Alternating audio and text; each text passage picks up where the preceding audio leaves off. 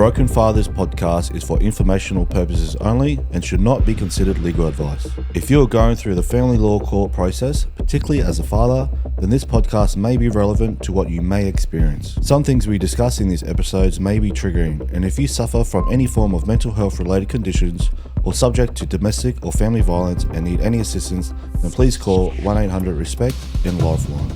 The views and experiences discussed by people on our show are not necessarily the views and opinions of Broken Fathers podcast or their guest speakers. We strongly advise you seek your own independent legal and professional advice, as the Broken Fathers podcast will not be liable, answerable, or accountable for any loss or damage or litigation resulting from discussions on our platform.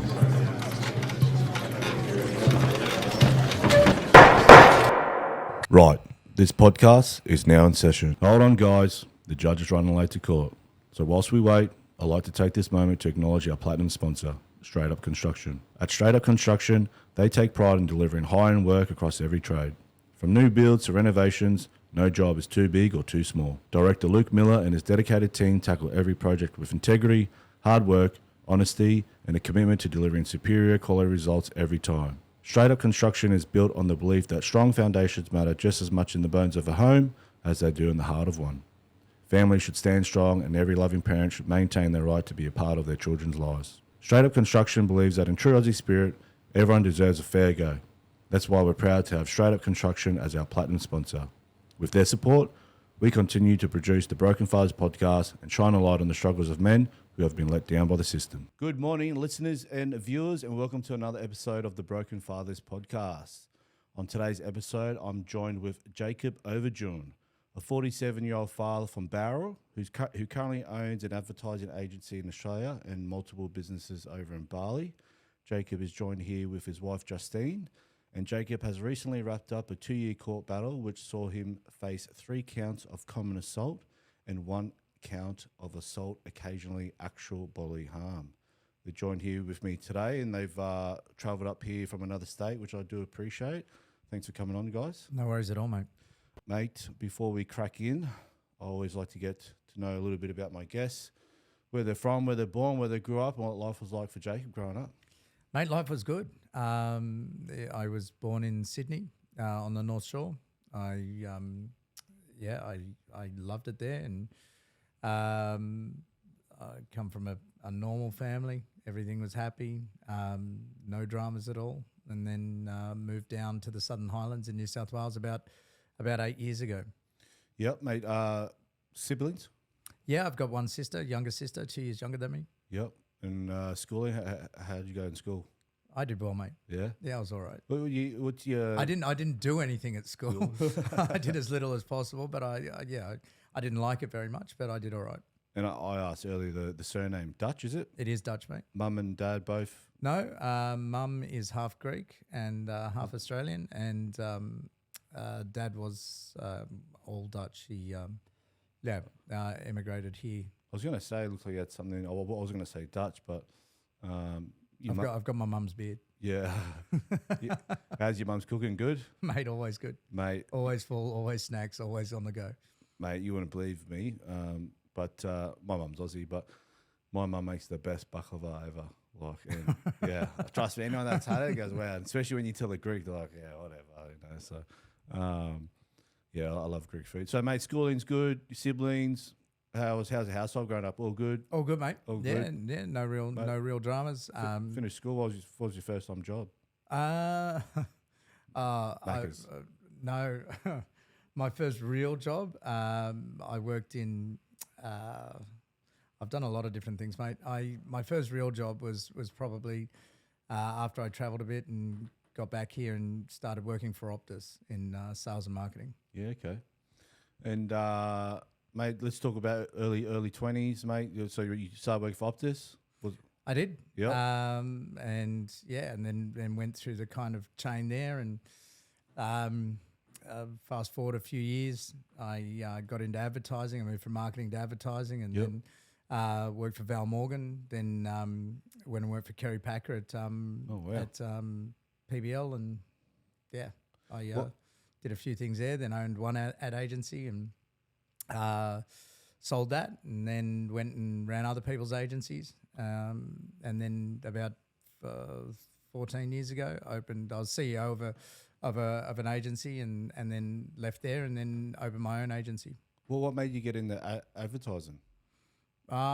Honestly, well, my dad was in advertising, but he kind of steered me away from getting into advertising. He said it's a tough gig, and he was right. I probably should have listened, but fairly typically I didn't. I just wanted a job that I thought was cool, and it looked like you could meet lots of girls and you could wear a suit and just think of stuff and just invent stuff, really. Yeah. And so and turned out I had a bit of a knack for it. So yeah, nice. You've obviously done quite well then since starting advertising, own your own business. How many years did it take before you started your own? Well, I've owned two. I sold one, I think, around 2008, and then went and I was commercial director at a number of agencies, and then became CEO of a reasonably large agency, as I said, and then started another one, and I've been running that with my business partner for like about 15 years. Yeah. Okay. Wow. Yeah. Nice. Kerry Packer. What's he like? Are you allowed to answer that? He's different now. Different? Yeah. He was great, mate. I got on very well. I was too young, I think, to know any different. I think I just went in without any fear, and yeah, I got on very well with him. Well, what's his old man's name? Sorry, what's his son's name? James Packer. Yeah, Kerry Packer. Yeah.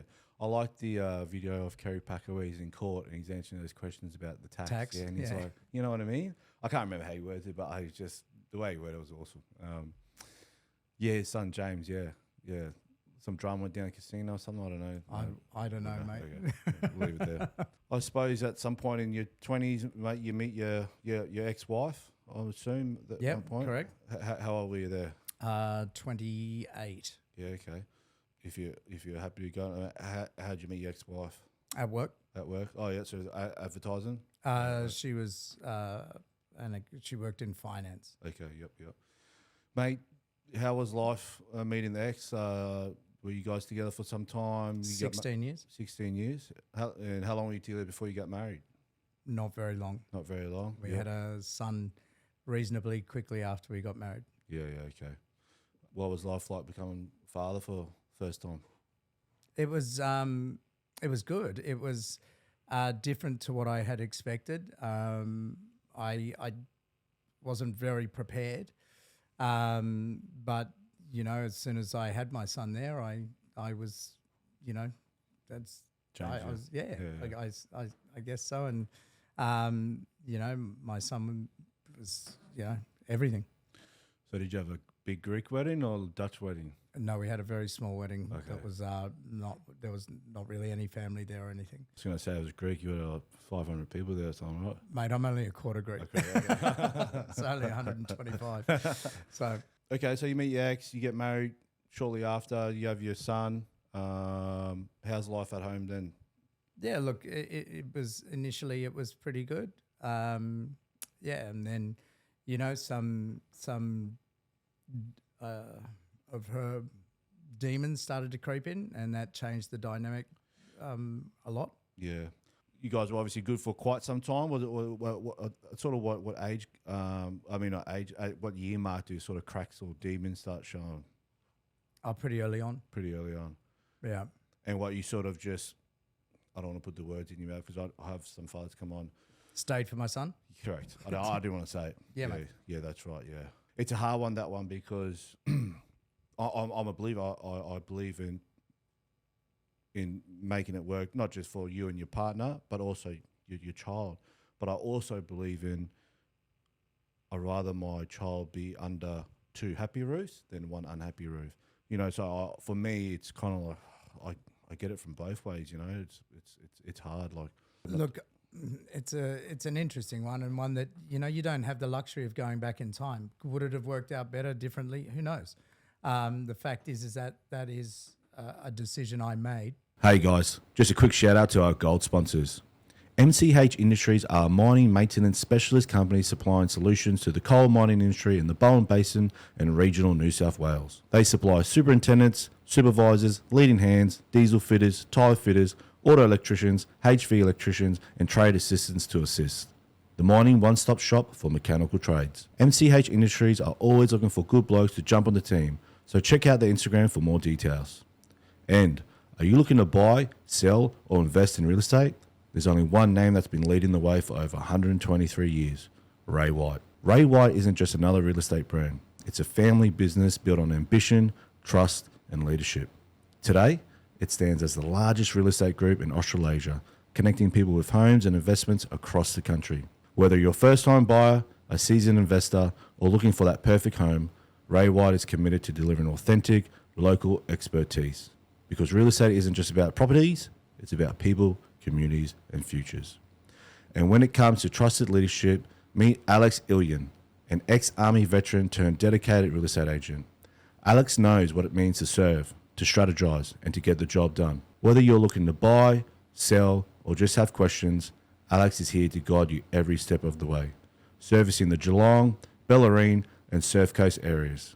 Ray White, the name you can trust in real estate.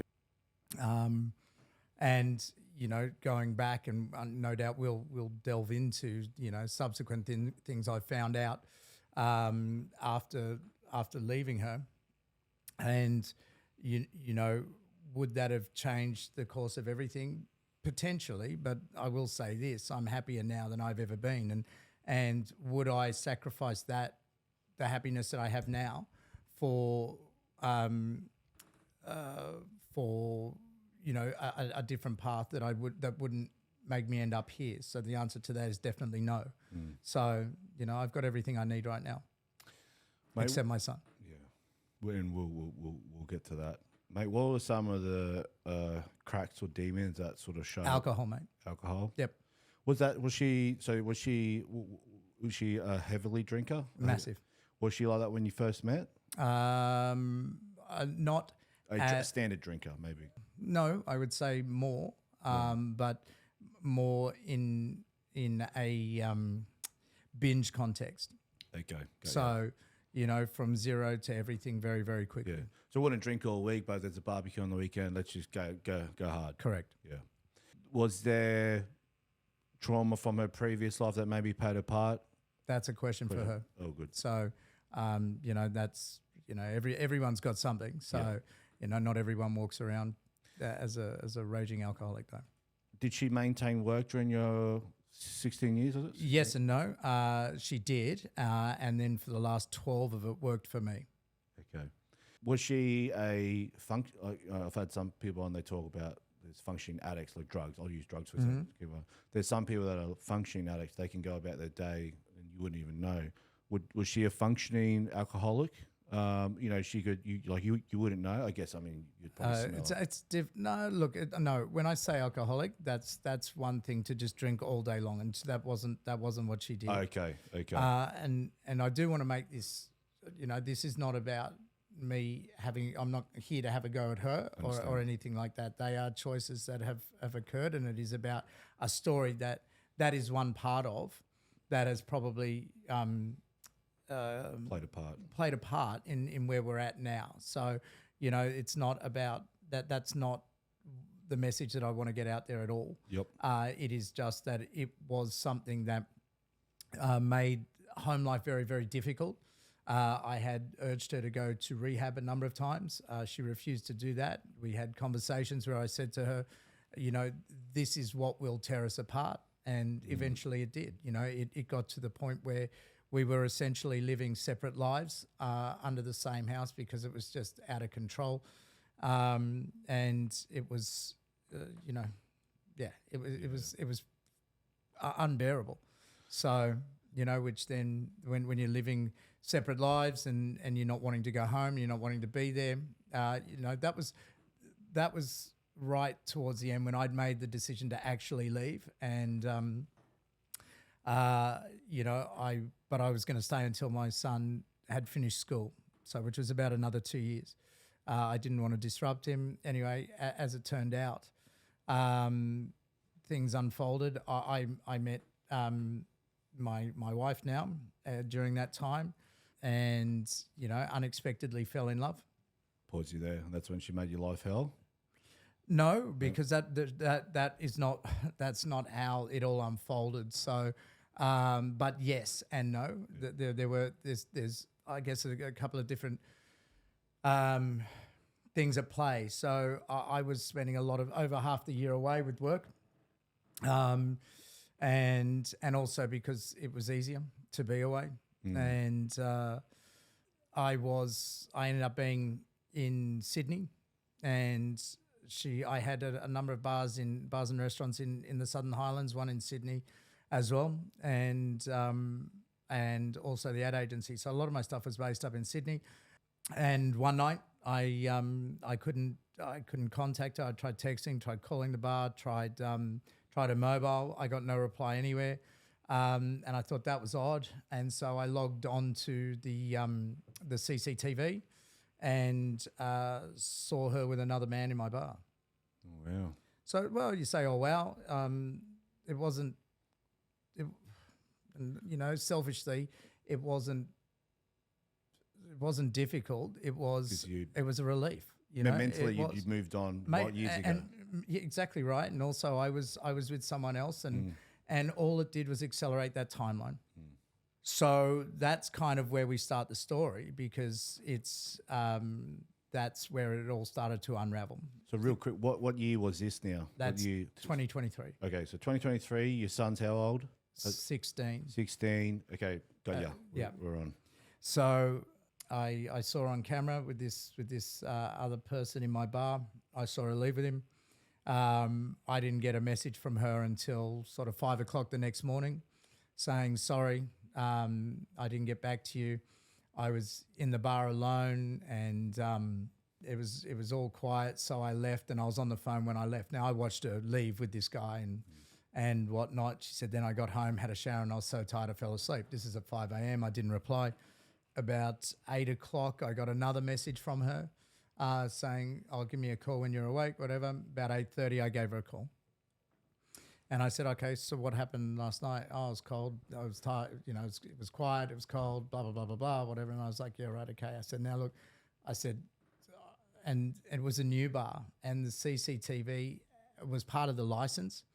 It had been installed, but the guy who connected it was unable to actually connect it, so it was recording until the week. No, it had started working. It started working on the Friday previous, and this was the Wednesday. I said, look, those CCTV cameras now work. I said, so I saw what happened last night. And she denied it and said nothing had happened, nothing occurred. And I said, look, I said, I don't know why you're bothering to lie to me about this. And I sent through screenshots to her while we were on the phone. I said, so what have you got to say? And she said, I don't know what to say. And I said, well, a normal person would start with sorry. I said, look, I think we both know that this has been over for a long time. It was, we kind of went through the path of, what will we do, whatever. And I said, look, I don't want to do this anymore. I'm out. And from there, we had conversations through the day. And at about 10 o'clock that morning, we had a text conversation. I said, look, we've got our son, and he's got to be the priority here. I said, let's just make it amicable. We'll split everything up and make it easy. She agreed. And from there, it was meant to be pretty easy. I went and met my business partner. I went to work, that was up in Sydney. And we were communicating throughout the day about, bills being paid, staff members not turning up to one of the bars, all that kind of usual stuff. Fast forward, and that she had called me, I had called her throughout the day. It was all, it was fine. The next morning, I got a call on my phone, and it was the police. And they said, look, we're outside your we're outside your apartment building. And again, I'm up in Sydney. It's about 150 kilometres from my home in the Southern Highlands. Yep. I got a call from the police saying, can you let us in? We're outside your place. And I said, okay, no dramas. What's it about? And so they came upstairs, and they said, we're here investigating a domestic violence charge. And I said, against who? And they said, against you. And I said, what are you talking about? Who did I do something to? And they said, your ex-wife. And I said, well, first of all, I don't have an ex-wife yet. They said, well, when they said, we've been told you guys have been split up since May. And I said, no. I said, we split up yesterday. I said, because I caught her on camera with another man. And they said, well, that's not the information we've got. And I said, I don't understand how I could have possibly done any domestic violence when I am 150 kilometres away. You can see that I've not been back there. And they said, well, you called her and said, I'm going to kill you. And I said, I didn't do that. I said, that's not what occurred at all. And they said, can you come outside with us? I went, yep, sure. And then they said, you're under arrest. Had me up against the wall, patted me down, took all my stuff off me. And I'm like, what? I said, are you guys actually serious? And they said, yes. I said, I didn't do anything. Nothing has occurred. And they frog marched me out of my building. It was at this point probably about 9 a.m. So it was heaving down on the street. Then marched me to the back of their van, took my shoes off, took my phone, took everything off me, threw me in the back of the van. And it's pretty dehumanising, pretty alone. I couldn't call anyone. I got to, now this is Chatswood Police Station, so that's on the North Shore in New South Wales. Again, about 150 kilometres from where she made the complaint, which was Moss Vale Police Station. I then got locked up, and it was pretty, it was the last thing I was expecting, mate, to be honest. It was horrific. So, even small things, going to the toilet, you have to do it in front of someone. Everything's taken off you. Anyway, I asked for my phone if I could call my business partner because I had meetings that day. And he was like, are you serious, mate? He's like, you were with me. And I was like, I know. So anyway, then they interviewed me, and they said the first part of their interview was showing me her interview and her statement that she'd made. And I said, look, guys, from the first line, you can see that this is not true. I said, it says that she is the owner of my bars. I said, if you do a quick ASIC search, you'll see she's not a director. She works in them, in the accounts department. I go, but she's not an owner. I said, so the first line there is a lie. Then saying that we'd been split up since the May. And I said, you can have my phone. Please go through it. I go, you can see she called me yesterday. I said, what time was this statement made? So when we agreed for it to be amicable, it was about 10:30. She made the statement at 11. There you go. So, and then subsequently we were on the phone all day, and talking normal business. So this is someone that fears for their life who's calling me, texting me, So it didn't really make very much sense. I showed the police all of that. I showed them the video of what had occurred the night before, which she had obviously neglected to say that's what's gone on. Looking back, I'm sure she was, look, actually I can't go into her psyche or her state of mind. So that's there's no point wasting my time on what she was thinking. But yeah, and I was like, how can this happen? And they went through my phone. They were like, hang on, this doesn't add up. And I was like, look, you can check that fact that was in a statement. I said, look, there's her asking me for lunch the week before. I said, if we weren't married, why was this happening? They're like, right, okay. So the police at Chatswood, they ended up being really good, to be honest. They pulled me aside and said, look, we have to arrest you because you're in our LAC. What's LAC stand for, the viewers? Local Area Command. Yep. That's where I was staying at that time. So they had been asked to arrest me by Moss Vale Police, where my ex-wife had made this complaint. Without a phone call, without any investigation, they had called Chatswood and said, can you go and arrest him? So that's why I got arrested, which is, to be honest, the most alone I think I've ever felt. And I just, in a split second, my life had just changed. It unraveled. I'll pause you there real quick. This is what I want people have been in your shoes, my shoes. They know how easy it is to turn someone's world upside down like that. Yeah, mate. Just by a quick complaint, no evidence, hearsay, XYZ.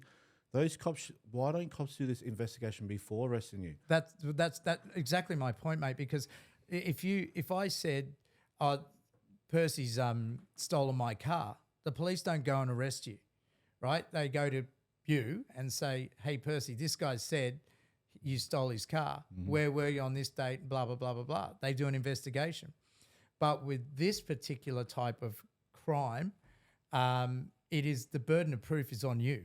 You are immediately arrested, and you then have to be able to prove that you didn't do something, which is completely against the way the legal system is meant to work. There is no presumption of innocence. It is a complete. It's upside down. I'm not saying this is just for men, because that's certainly not the case. You can be in any gay relationship. You could be anyone who is the accused has no leg to stand on, because they are, they are already presumed guilty prior to any investigation occurring. So I'll go back to the story. I was at Chatswood Police, and they said, "Look, they've asked us to arrest you. We've done that. We've interviewed you. We're going to forward on your interview to the officer in charge, and at Mossvale, and we're going to recommend that they don't proceed with anything, because it's pretty obvious what's occurred here." And I said, "Okay, great." They said, "However, they've already lodged an AVO." And I was like, "What? What are you talking about? An AVO for what?" And because she had told them that she owned the businesses that were my businesses, I wasn't actually allowed back in my own businesses. So I now wasn't allowed. So from this AVO, I wasn't allowed to go to my work. I wasn't allowed to go to my home, and I wasn't allowed to see my son. So I was like, what do I do? So I got a lawyer, and that's when it all starts. So I had to fight to get back into my own businesses, all based on a lie. And you know what? The police could have just looked at ASIC and gone, right. It's not hard. "No, mate, it's not." And why is there no due process? Why is there no, someone says something, you need to fact check it. You can't just take someone's word, because they didn't take mine. I said, "I didn't do that." They didn't take my word. They took someone else's. So for me, I think there's a very disproportionate level of the way the police at times enter these situations and how they're handled, and it's not okay, No, that's why I want to get some ex-cops on. I had one on, but he was in Vicpol a long time ago. But I want to get a cop on recent. I have one lined up. I won't say his name, but because I want to know, what powers do you have, or what's your process? If someone comes in and says X, Y, Z, evidence, are you just obliged straight away to follow through? Well, you know what? I can't answer that, not being a police officer, but I can say that when Chatswood spoke to me, they were like, "Hang on," because they looked, they checked my phone. They saw she called me. This is someone fearing for their life and their safety. Yep. And they could see text messages between us. They could see text messages between us between May and this time in July. Because they handballed it to another LAC, then it... No, it was the one that they handballed it to. Sorry, They actually interviewed me. It was the one she went and made the complaint at, who made no investigation. Yeah. So anyway, I front up at court a number of weeks later. They put on you, regardless? Yeah, mate. Yeah. I had the AVO. Yep.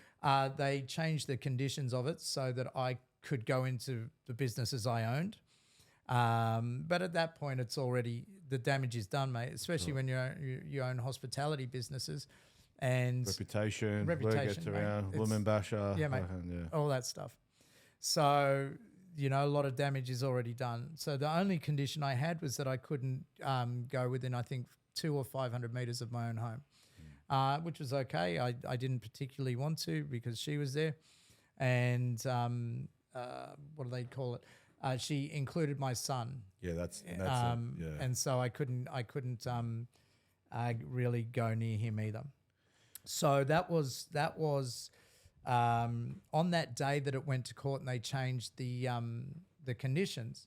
I got a phone call the next morning, and that phone call was from another person who had told me that my dog was about to be put down. And I was like, what has gone on? Anyway, that night, the night before, my ex-wife had gone to a friend's house, had got, as she normally would, on the cans, had a few drinks. She drove back to our home. Where obviously I wasn't living, she mounted a curb. She accelerated, clipped a tree. She then ran over a lamppost. She then ran head on into another tree. And the car was completely a massive write-off. The police arrived. It's all on CCTV from other people's houses. So there's the videos there. The police arrived as well as an ambulance. And so I had to subpoena these court records. So I have all of these. These are, I've got the actual story. The police observed her being unable to walk. She couldn't talk, slurred speech, and had to lie down. My dog was in the footwell.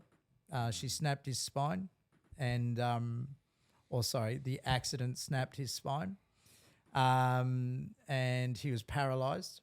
The next morning, he was put down, and I wasn't told by her. I wasn't told by her at all. In fact, I found out that my dog had just been put down. She, in these police records, she states that she had 3 glasses of wine, and yet her blood results show an alcohol reading of 0.282. Fuck me. Yeah, like 6 times the limit. From there, and this is where it starts to get interesting. The next day, she was out of hospital, and she went into one of my bars and attacked my new wife. She wasn't my wife then. She assaulted her in one of the bars, again on CCTV. Literally the day after hospital. Yeah, got out and went into one of my bars and assaulted my current wife. All on video. I urged my current wife to call the police. She didn't want to, and I said, I think it's the best thing to do. No one should be treated like that. And so she did.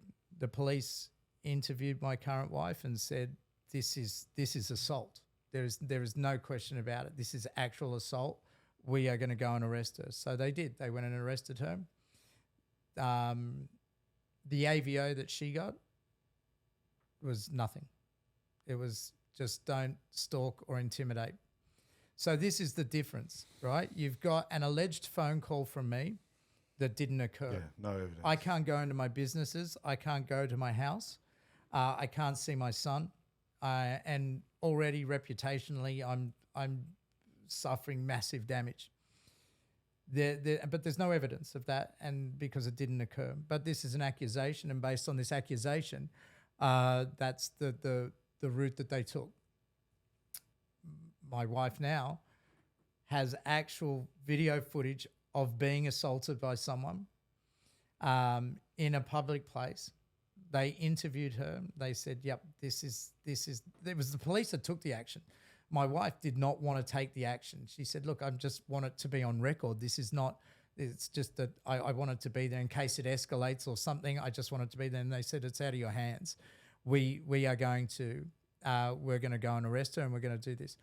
And we're going to take out an AVO, and we're going to put distances. We're going to do this. By the time it got back to the officer in charge, the AVO had been so diluted that, yeah, sure, there's an AVO in place, but it's like not even can you not be in the same. They don't even have that in there. They literally have. She just can't stalk or intimidate you. Now, what is that? Like, what? How do you actually assault someone? Yep. And you are the AVO is so soft that you can still be in the same place. They charge her with assault? Nope. I'll pause it. Oh, actually, I think they did charge her, and she got it. Sorry, my apologies. They did charge her with common assault, and she used the drink driving charge. She got them heard at the same time. So the drink driving charge of 0.282, killing a dog, riding off. Didn't know what was going on. So it was, I think, I don't know whether it was dismissed. I don't know what the repercussions were, but there was no punishment for that, despite it being on video and clear as day what had occurred. So there is a very different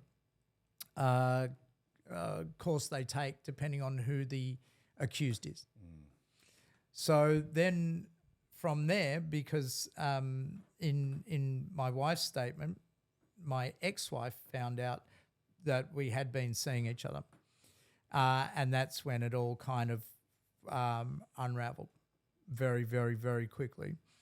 My ex-wife then went in and made new statements, historical statements of alleged domestic violence.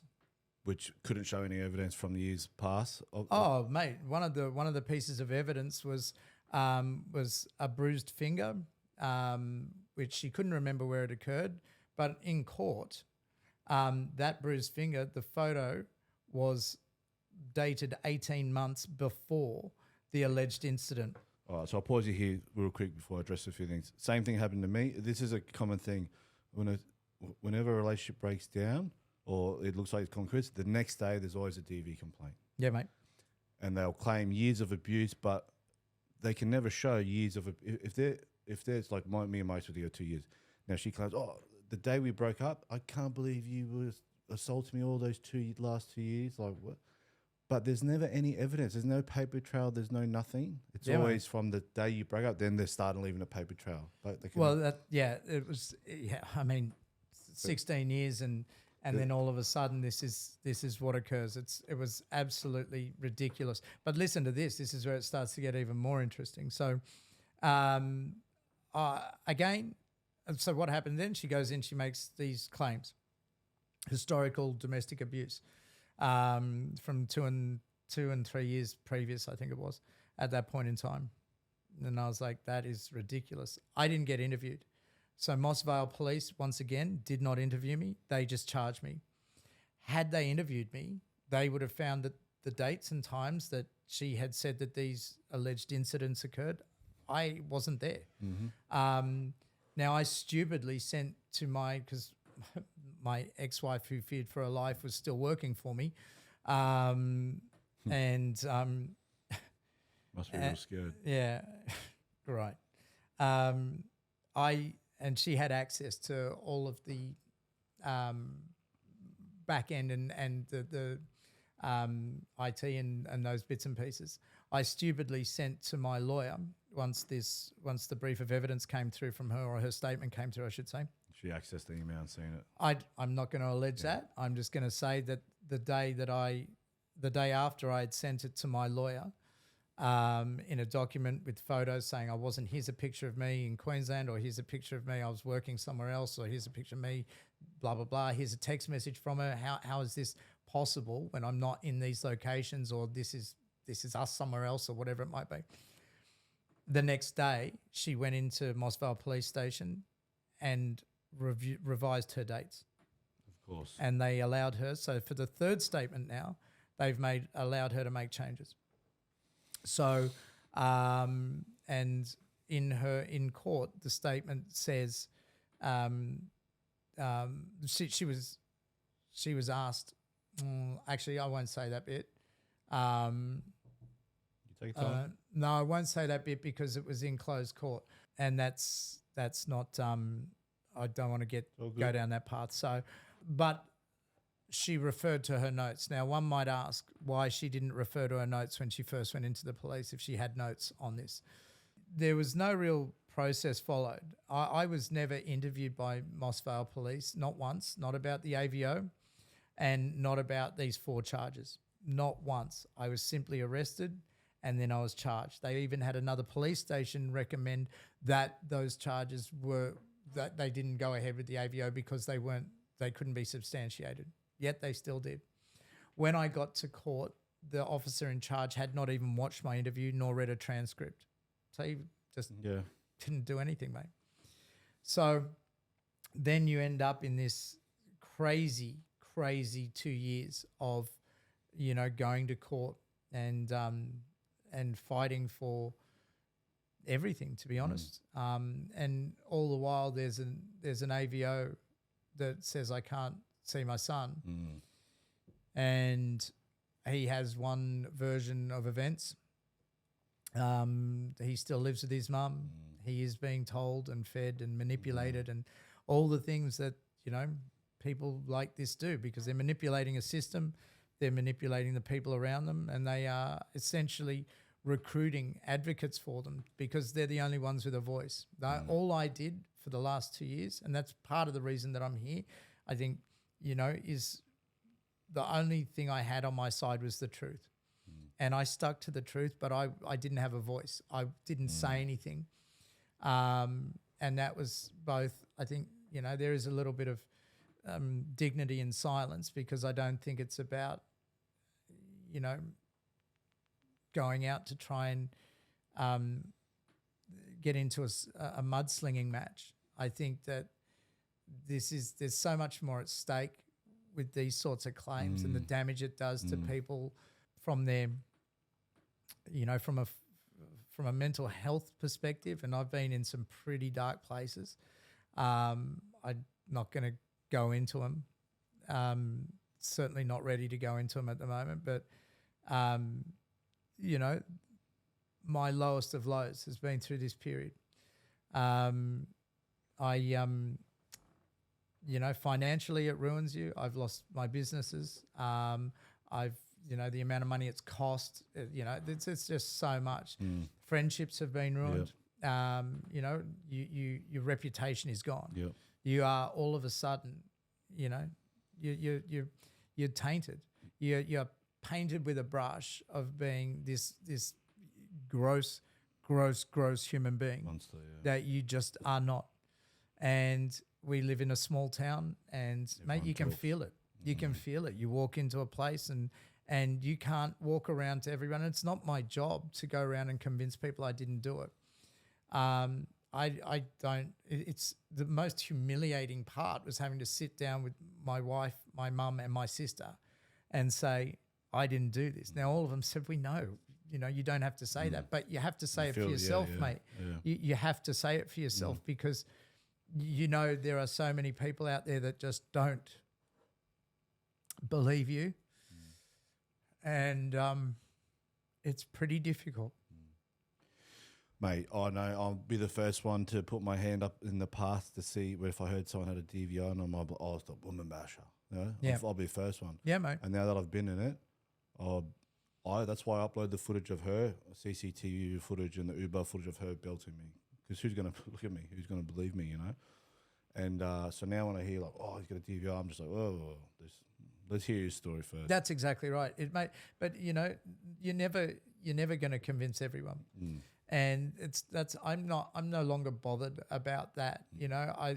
I can't get back what I've lost through this process, and that is, my dignity has been stripped away from me. To be accused of these things, and to have to go through this whole process is horrific. Like it absolutely is.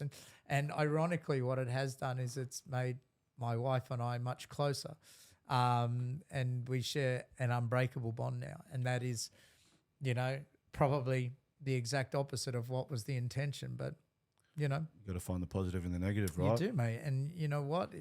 If you can keep going, that's what you got to do. But one of the other reasons I'm here is because there are so many people that do go through this, and I'm not naive enough to think that my interview is going to change the world, or it's going to change legislation, or it's going to change anything really.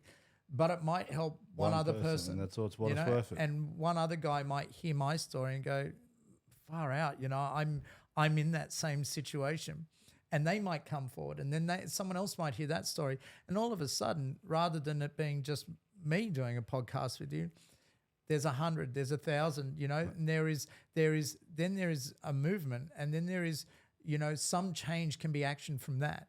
And that's what needs to happen, because the complete opposite of the way that it should go, in that the burden of proof should not be on the person accused to prove their innocence. It just should not be like that, especially without investigation. Now, I have to put a caveat here. There are real cases out there that that require There are all some these genuine, things, of course, and yeah.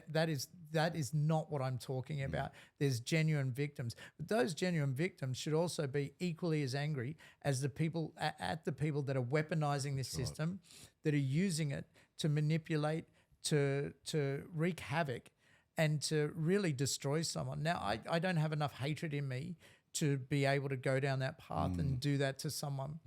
And, and that's because essentially on the inside, I am a very happy person and I have found happiness despite everything. So that hatred's not there for me. And I don't understand, and I'll never understand, and I've stopped trying to understand why someone can do that. But when you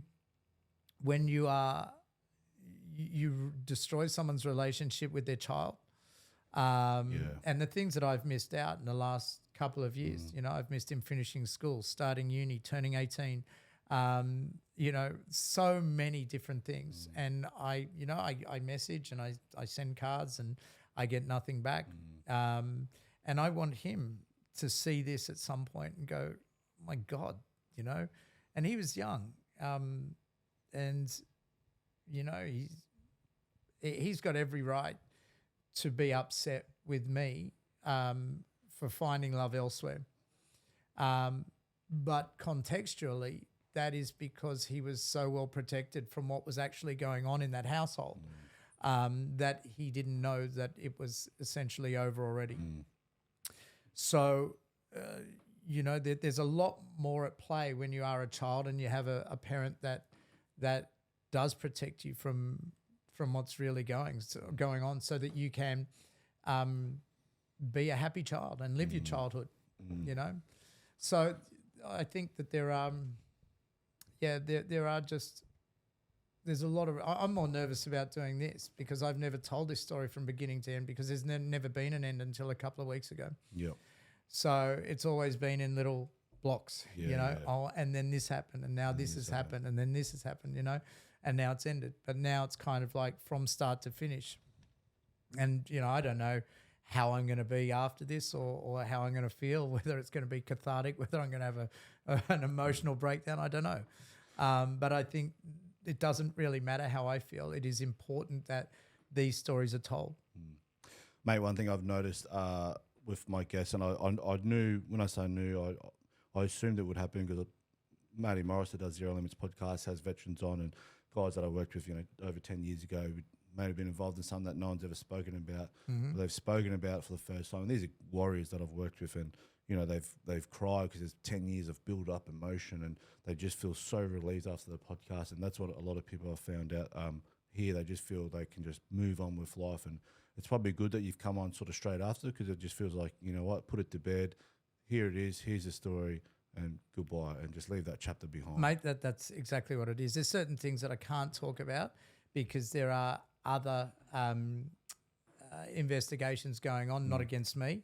But, as truthful and as much as I can delve into anything, I'll be an open book for you. Mate, real quick, something you said, mate, sorry to hear about your dog. The reason I'm still here today is, honestly, my dog was born 2 days after my daughter.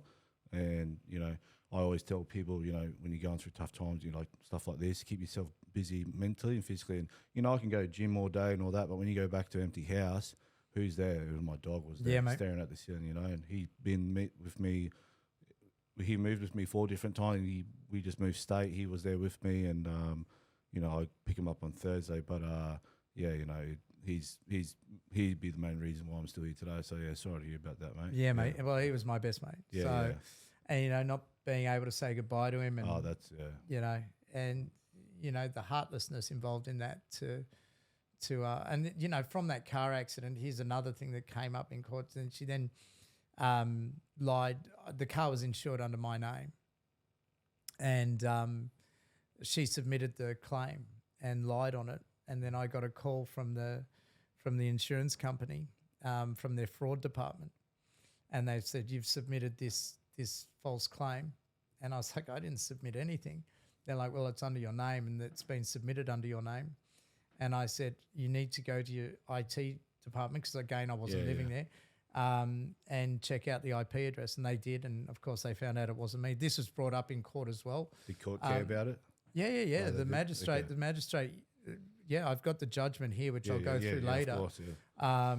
And but this is a person that has lied and lied and lied and lied and faced no repercussions whatsoever. Yet I have done not a single thing wrong, nothing wrong. In the eyes of the law, I've done nothing wrong. Morally, potentially, if you were to look at it in black and white, sure, some things, but you can't help where you find love, mate. You cannot help that. So, but in the eyes of the law, and you don't go to court, to a court of morals, you go to a court of law, and the things, I've done nothing wrong, yet I am the one sitting here who has lost everything from it. Mate, you don't have to answer this. What did it cost you in legal fees? I haven't even bothered adding it up, mate, but, suffice to say, I've had to beg, borrow and steal. Yep. Just to prove your innocence. Correct. Just to tell the truth. Yep. That's exactly right. You don't get back anything. Your reputation, nothing. Nothing. Yeah. No, but what you do learn is that if you are an honest person, eventually, and even in a system that I had lost absolute and all faith in, the only thing I had was the truth. And I stuck to the truth, and that is all I did. And eventually, now it shouldn't have taken 2 years. It should have been one interview with me and they would have gone, this is nonsense, and thrown it out. At the end of court, the officer in charge and the police prosecutor actually came up to me and shook my hand. These are the guys that have taken 2 years of my life. They shook my hand and said, oh, mate, sorry, I bet you're relieved. And I was like, they're like, you can now get on with your life. And I'm like, what? How does that work? Yeah. How does that work? You guys knew as well as I did, as well as the magistrate did, as well as everyone that has seen the facts of this, that there is not an ounce of truth to this stuff. So did you have to go to trial for that to get a result, or the courts wrapped it up without having to go to trial? No, mate. Well, it was 4 hearings, so it was just in front of a magistrate. Yeah, okay, yeah. So 5, in fact, altogether. So over the course of 2 years, 4 months in between, and 4 or 5 months in between each one, And she didn't even bother turning up for the magistrate's ruling. Did your legal team ever tell you stuff like you got to rock up, otherwise you get in trouble, or it looks bad? Did they ever tell you stuff like that? I had to be there. You had to be there. I had to be there. Yeah. Because I was the same. Every single one. And I was there, and she wasn't there. I'm like, well, what? Yeah, I know. Yeah, same thing. But that's. I didn't want to not be there because I'm listening. I'm listening to. I didn't even give evidence in my own case. I didn't even have to take the stand. I didn't need a single witness. Right? It was closed, and it was all wrapped up without anything having to be said from my side, because it was all so obvious that it was untrue. Yeah. But it doesn't give you back your time. It doesn't give you back your relationship. It doesn't give you back your money. It doesn't, give you back the sleepless nights. You spend 2 years sleeping 2 or 3 hours a night. Seeing your son. Not seeing your son. The struggles with your mental health. Mate, I've had, jealous people rock up at my property and attack me in my driveway and scream off in their car yelling, "You fucking wife basher," in front of my 4 stepchildren. Do you understand what that does to a person, mate? Yeah.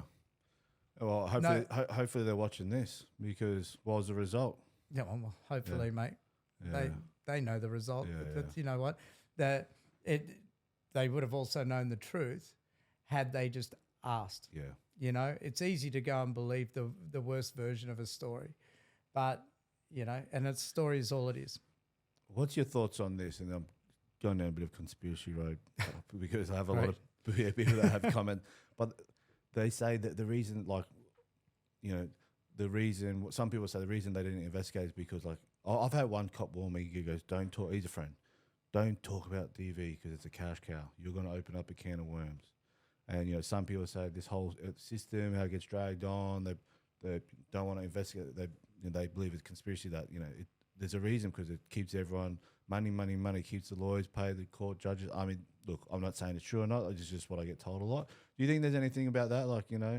The The way the system is, the way it's designed like that just to keep up money. I think that it's a system that's been abused. I think that the system is there to protect genuine victims, and that's exactly what it should be there for. But what you do when you abuse it, or you change it, or you have people that weaponize it and use it against someone out of hatred, is that you end up with a situation where the victim changes, and the victim is actually the accused. And that requires common sense and due process. And if, as a police officer or as a you can't, the law is black and white. It's not opinion based, right? You don't have that guy, I don't like that guy, so I'm gonna give him an AVO. Or I really like her, so I'm gonna just go and get her ex-husband. You don't have the right to do that as a police officer. What you have to do is follow due process. And if you can't do that, then you're not up for the job. That should not be the job that you do. Chatswood Police Station followed due process, right? They watched her interview, interviewed me, looked at the facts and went, nothing. So oddly, I didn't even get charged with this AVO from this alleged phone call. I was never charged with that. Yet the AVO stayed in place for 2 years. So this threat to kill, everyone's saying it didn't occur, yet I still have an AVO in place for 2 years. Now that's been dismissed as well through this court case because they ran them concurrently. But what? So how does that work? How does that work? So when you look at a list of crimes that either party in this situation has committed, I have allegedly the only crime now is this phone call, which has been dismissed as well. So all from one alleged phone call, all of this is unraveled. Now you've got someone who has killed a dog. Admittedly, that's not a crime. It should be, but it is not. But you've done crashed a car, written off a truck. 2.68, 2.82, 2.82. That is out of control. You've lied to police. You've lied in statements. You've perjured yourself. You've committed insurance fraud, right? And the list goes on. Was she suspended for? Isn't it automatic suspension driving? Yeah, I believe so. But we're not in touch, mate. Or it's not a person I want to be talking to. I'm more than happy to go the rest of my life without seeing her again. It's crazy how one day you can, like a lot of fathers will come on, like wake up, kiss their child goodbye, go to work, and they come back and sorry, mate. Every state's AVO, DVO, IVO, and that's it. Pack your stuff, can't see your kids. Like, wait, what? What the fuck just happened in the last 8 hours? And then you just like that. Can't get in your business, can't get in your house. Yeah, mate. Well, mate, listen to this. Can't even get your property. So I had to submit a property recovery order, right? So because I wasn't allowed to my house and I didn't have anything, I was like, well, there's certain things that I want. So my solicitor had to put forward a property recovery order. This will be good because I haven't had someone speak about this on the pod before. I don't know how this works. So it doesn't work, mate. Let me tell you. But anyway, I'll tell you the process of how it doesn't work. So I say these are the things I want back. So I wanted my clothes, right? Okay, cool. I race cars. So I wanted my race suit. I wanted my helmet, my boots, my gloves, and I wanted my race car. And my dad passed away about 15 years ago, and I wanted his artwork. All right? That's all I wanted. The rest of it, I was like, that's all I want to come and get. To facilitate that, you have to organise it with the police. So you call the police. I've got this property recovery order. Okay, cool. We'll come out between 9 and 10 on this date. We'll escort you in or something? You're not allowed in the house, but yes, you escort you onto the property. She hands it over to you or something? Yeah, correct. Now, she objected to me getting my dad's artwork back and said she would prefer to burn it rather than ever giving it back to me. And it's sentimental. It means nothing to her, but to me it does. You know, my dad, as I said, has passed away, so I don't have the luxury of getting that back or getting another copy of it. So she objected to that. The rest of the stuff, the court said, yes, you can get all of that back. I went and picked up 2 bags of clothes that were all the wrong ones, and it didn't really matter, mate. That's just stuff. I didn't really care about that. The police were there, and she had 2 tons of firewood dumped behind my race car, so it couldn't be collected. I had a tow truck there waiting to get it as well, so that couldn't be collected. Anyway, so the police said, okay, you're going to have to organise another time to do that. Okay, cool, did that again. Police, I didn't go this time. Police facilitated it and said, no, she's refusing to give your car over. And I said, well, mate, you've got a property recovery order there. This is to recover it. There's a truck there to tow it. And they're like, no, we don't want to get involved. I go, you are involved. That's the whole point of you guys being involved, is to be involved so that this is facilitated the right way. No. I said, okay, well then can I report the car stolen? They said, why? I said, because it's my car and I don't have it and you guys weren't able to retrieve it. They said, well, no, we can't report it stolen because we know where it is.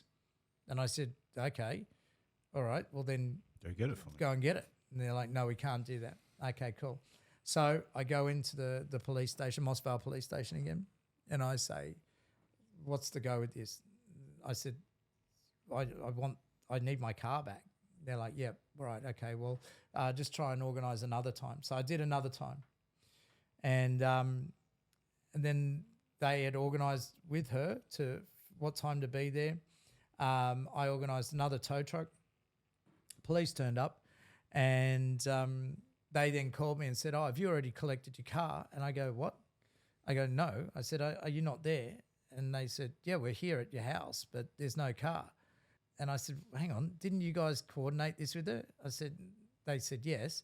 I said, what did she say? And she said that the car was here and it could be collected at 9 a.m. So we've turned up. I said, I booked a tow truck for that. I said, so what happens now? And they're like, well, we don't really know. And I said, well, now can I report the car stolen? And they said, no, you have to pop into the station. So I went into the station and I said, last time you said I couldn't report the car stolen because you knew where it was. And they said, yeah, that's right. I go, well, do you know where it is now? And they're like, no. I said, so now can I report it stolen? They're like, no. Why not? They go, because it's a property matter. And I go, yeah, stolen property. I said, that is what it is. And so now keep in mind, each breach of a property recovery order, on the top of it says it will incur either a $5,000 fine or up to 12 months imprisonment. She breached a property recovery order 4 times and has faced no consequences. Yeah. Eventually, so then I went on about this. I spoke to the DVLO. What's that stand for? Domestic Violence Liaison Officer. Yep. And she was very sympathetic. She was very, very nice. And she said, oh, we're fully aware of what's going on here. She said, I've spoken to her and she said she sold the car. And I go, what? I go, that's not possible. I said, how can she go and sell my car? Right. Anyway, so I went on to revs, so where you can do a revs check. No, the car's still in my name. It hasn't been disposed of. There's nothing. There is no, it's not been sold. So I called back the police. I sent through the revs check. So they tried to call her again. She said, no, she's admitted that she's just removed the car from your property. And I said, well, where is it? And she said she won't say. So I said, so now she's lying to you guys about it. I go, this is the story. She has a very unusual relationship with the truth, this one. And I said, so now she's lying directly to you. I said, I'm still waiting. I've got property recovery order. There's 4 breaches so far. She's lying to the police and now she's stolen a car. I go, and you guys are doing nothing about it. 5 days later, my car rocks up to my house and with the police. So they did go and get the race car. All in good condition? No.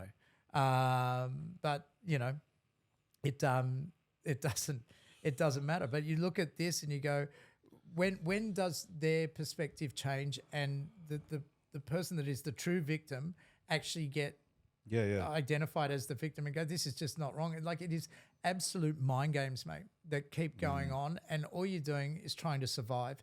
Day to day, you're trying to survive, and it's not fair. I've it's so triggering. I've had 3 cops that have restored my faith, because cops don't really get a good rap on my podcast. They don't get a good rap from me, from my experience. But I've had 3 cops messaged me that they love what I'm doing, and they've left the job because of it, because they're so sick of dealing with this shit. Yeah. And they said that, but we're powerless. Like we can't. But that's not true, man. They're not powerless. They have the law on their side. If they follow the law as it's meant to be followed, that's how you do your job. It is not opinion based, right? If someone is actually lying to the police, and you know they are, and you are the police, well, then charge them with making a false statement, with lying to the police. There are actual crimes, but the paperwork's too hard, so they don't want to bother because the punishment doesn't warrant it. Well, I tell you what, you do that 100 times to someone and they don't stop, that punishment is going to get more and more in line with what they're doing. But I don't understand how someone can go through this whole process, do that much wrong, and truly have not a single repercussion. Well, I'll tell you what one cop said to me. She won't come on. She said I'll lose my job, but she said one time someone came in, a female came in, claimed DV. She said, "Nah, there's no evidence." Turned away. She got in trouble by her OIC. And she said, "Why? There was no evidence." And he said, and I'm only going off what she told me, so I can't prove this. He said, "We've got a quota to meet. Put one on them." Again, I can only go off what's said to me. This is just what I got no evidence, mate. But you know what I mean. So like, that's why I want to get some cops on the other and say it for what it is. Like, my solicitor told me after our first day in court, she said if this was not a DV case, the case would have been thrown out after her first bit of evidence that she gave. She said, but because of the climate around DV, this case will be seen the whole way through until you are found not guilty. And now I do want to make this point. There's a massive difference between getting off and being found not guilty. I didn't get off. The truth came out. It was dismissed. It was gone. Everything dropped. There's nothing on my record. I have not a single thing on my record. Everything has been gone. There's no getting off. The truth came out and it was all dismissed. But it doesn't undo the damage that's been done over the last 2 years, man. Yeah, that's right. Not to my relationship with my son. How does that end up being the same? What does he say? Sorry, what do I do? So during that time in the AVO, was it a no contact to your son? No, nothing at all? No. It wasn't that. There was, but she kept. So I would text him and wish him happy birthday. I tried calling him a lot of times and. Did it actually ring? Or Yeah. I don't know whether it does anymore because she every time. So my stepson, my son's last year of school, my stepson went to the same school. He started in year 7, and there were a couple of occasions where my wife and I were dropping off our stepson, and my son would be in the car park, and he'd see me, and he'd obviously tell his mum that, and then at 9:30 at night. After a couple of drinks, I'd imagine so, the police would be called and she'd try and get me on a breach. So there's a point where you have to look out for yourself, mate, and you have to truly think about everything you're doing, everything you're saying, where you are, who might be there, how you're behaving on every occasion, how it might be misinterpreted. It's just ridiculous. Which is taxing on yourself. Oh, mate, it is the most exhausting thing I've ever been through. And I won't be the same person that I was before. I think I'll actually end up being a better person for it. But that's a recovery. There is a recovery to this. And I'm not there yet, clearly. But, it's it's also filled with a lot of disappointment, the friends that have been contacted by your ex and they know you're not that person, and yet they've known you for 20 years and they don't get in contact with you. They don't ask the question, so you lose a lot of relationships. We have a particular person that is, has a lot of issues around our relationship, and his interference has created more drama. Oh, of course. And now my wife no longer has a relationship with her father, her stepfather. It's changed because of this other person spewing information that he thinks is true. And rather than, actually listening to the truth, and that's affected my wife's relationship. So I'm not the only victim of this. You know, the damage it does to the other person as well, that the person that is supporting the person going through this is ridiculous. And it is taxing and you know, but it's certainly made us realise that we are such a good team. We are just strong together. And you genuinely realise you don't need very many other people. If you've got, you know, a good partner and someone that loves you and cares about you and you trust and they trust you, then that's all you need, mate, you know. The rest of it falls into place eventually. And, you know, I had to wait. I had to be silent. I had to, you know, lose everything to get to this point to be able to say anything. And yeah. You gotta have a bad apple to find the good apple. mate, I've had a bad apple. Mate, yeah, what a roller coaster. So your son's what now, 19? 19 in July, yeah. 19 in July. Yeah, right. I suppose, and I hate this, I mean, you know, I have a lot of fathers tell me, you know, like, you know, don't worry, man, one day your daughter's going to grow up and she's going to see it for what it is. That's what everyone says to me. How do you know, mate? How do you know? Because that's what happened to them. However, I also have a lot of fathers that tell me, unfortunately, my child got brainwashed too much. It was irreversible. Yeah, mate. Know? Yeah. So it's, you know, Mate, I would love for him to reach out to me and say, hey, Dad, I didn't know that. You know, let's reconnect. Let's do something. I would love that, you know, and that is where he's my son. My arms will always be open to him. But, you know, I think in time what you do hope that they see is that if that was a true loving parent, they wouldn't put their son in that position in the first place to just, you know, for their own personal gain, to turn them against one parent so hard. It's so petty and spiteful, the evil that, and I use this as an example all the time. People are sick of it. But, for example, if my ex was in prison, for example, I'd always take my daughter every Sunday to the visiting hours because it's not about me and my ex. My daughter deserves the right to see her mum. So if she was, I would go. And here I was fighting, arguing, just nah. And I just think, if the Taliban take someone hostage, and touch wood, I'd never want my daughter kidnapped from Taliban. But if Taliban, I couldn't even get a FaceTime call. But if the Taliban kidnapped someone, if you FaceTime them, they pick up every time because they have the hostage. You want to see a hostage? No worries. They take care of the hostage because they want something from you. Yeah. You know? Yeah, true. They actually look after the hostage. Nothing. If I could FaceTime the Taliban any time of the day, they will pick up. I could not even FaceTime my daughter. No. You know? Yeah. The Taliban are just the pure evil. Mate, I messaged my son for New Year's Eve, not the last one, but the one before, and at 11:30 at night, just before New Year, I got a message from her saying, "Don't message our son. He has a new father now, and he's blocked you, and he never wants to hear from you again." And I was like, "Excellent." What I was going with that before, I'm trying to find the positive and negative. When I say this, at least your son was 16 at the time, and not 6. You know, because mate, no, I don't. Well, like what I'm trying to say is at least there's not more years to do the brainwashing, if that makes sense. You know, I don't know. I think at that point in time, he's, you know. I don't have an answer for that. The things that I've missed out are pretty on with him and in his life that I haven't been there for are pretty crucial and pretty, you know, momentous occasions. Finishing high school, you know, getting his P's, starting university, his first, you know, real girlfriend. All these things that I'll never get to experience with him. And you know, if he's 6.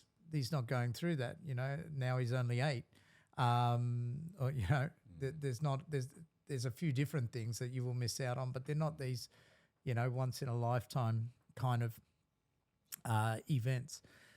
It is what it is, you know. Timing you can't change. It is that's everyone's going to miss out on something. You got 2 years or 3 years without your child in your life, you're going to miss out on stuff. That is the only real way to look at it. I don't know what the future holds. I hope that he's back in my life.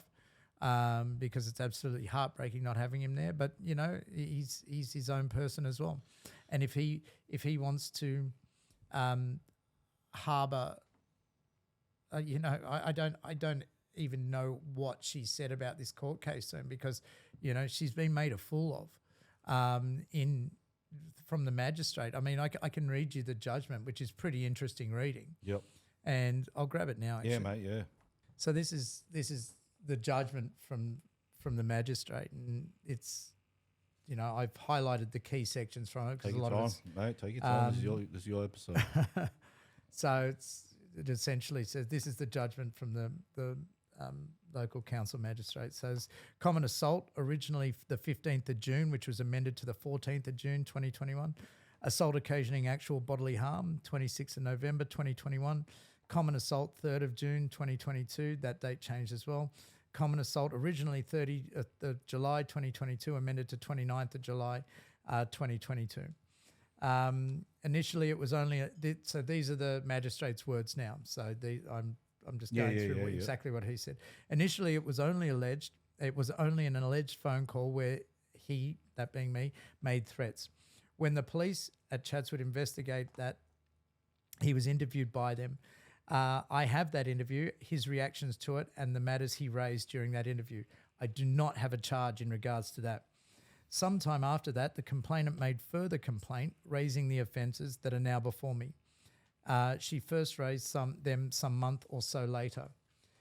The Crown case rises and falls upon the evidence of the complainant. The issue here is the credibility of the complainant. I must say I was not impressed by her honesty. I was not impressed by her accuracy. The defence have attacked the delay by the complainant, and they have also attacked her consistency in regard to what she says occurred, and have highlighted matters that do not sit with her version. Some of those I raised with the prosecutor when he was submitting his address.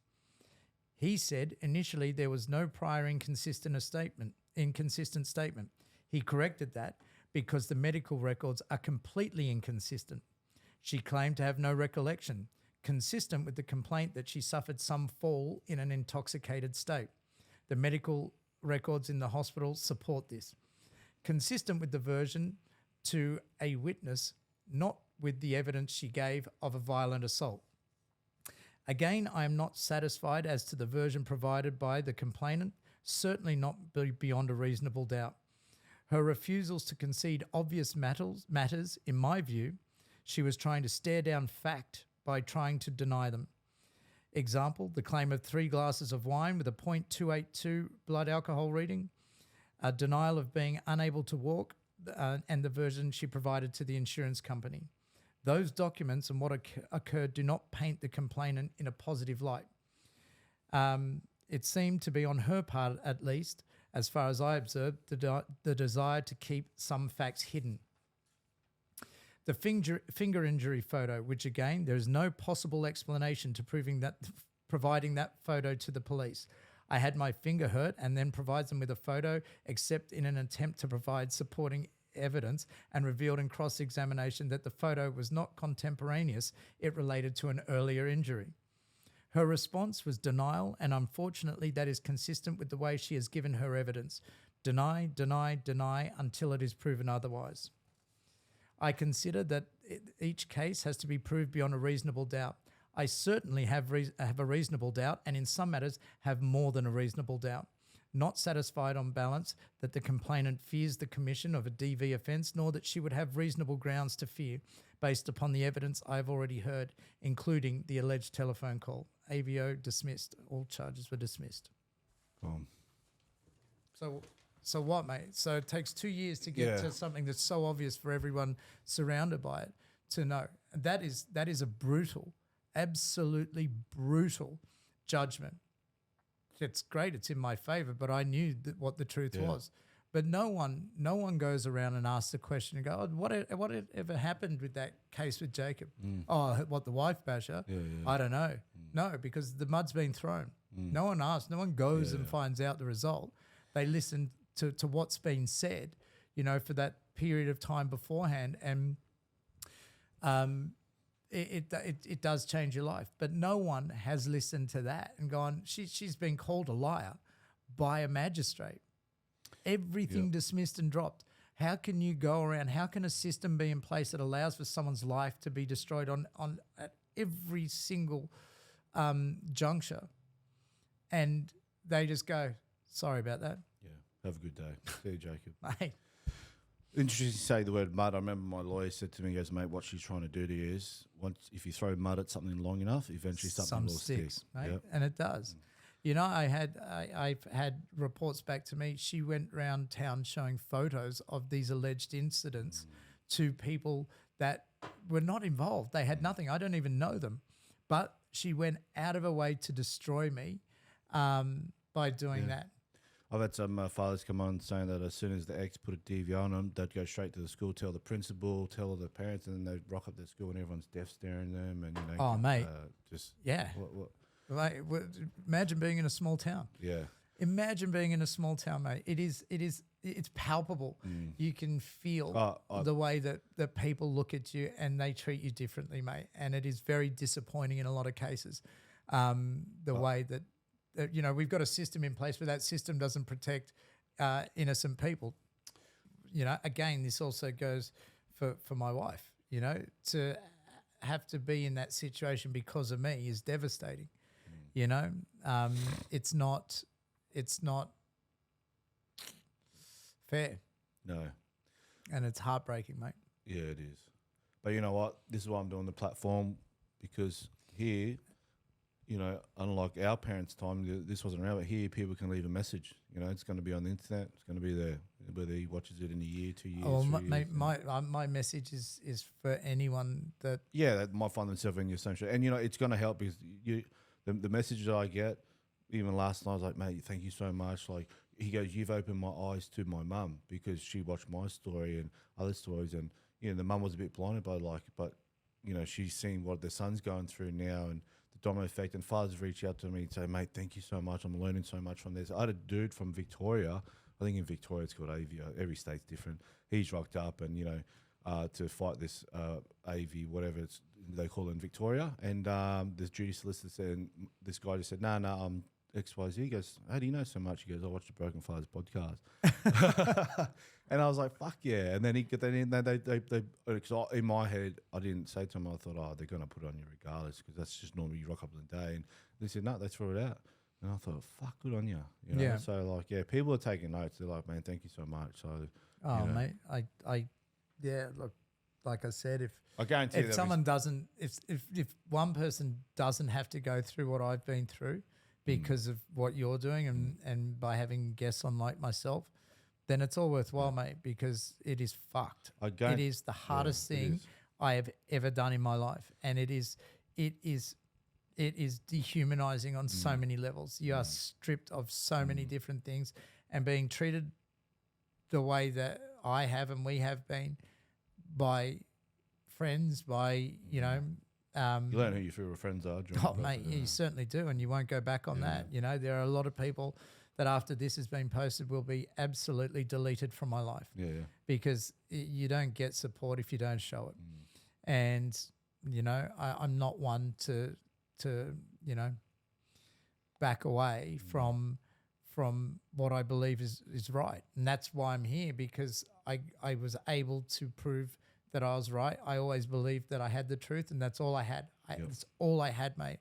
And, being an honest person is I don't have to – everyone has to live with themselves. I don't know how certain people in my situation can look at themselves and live with themselves after doing that.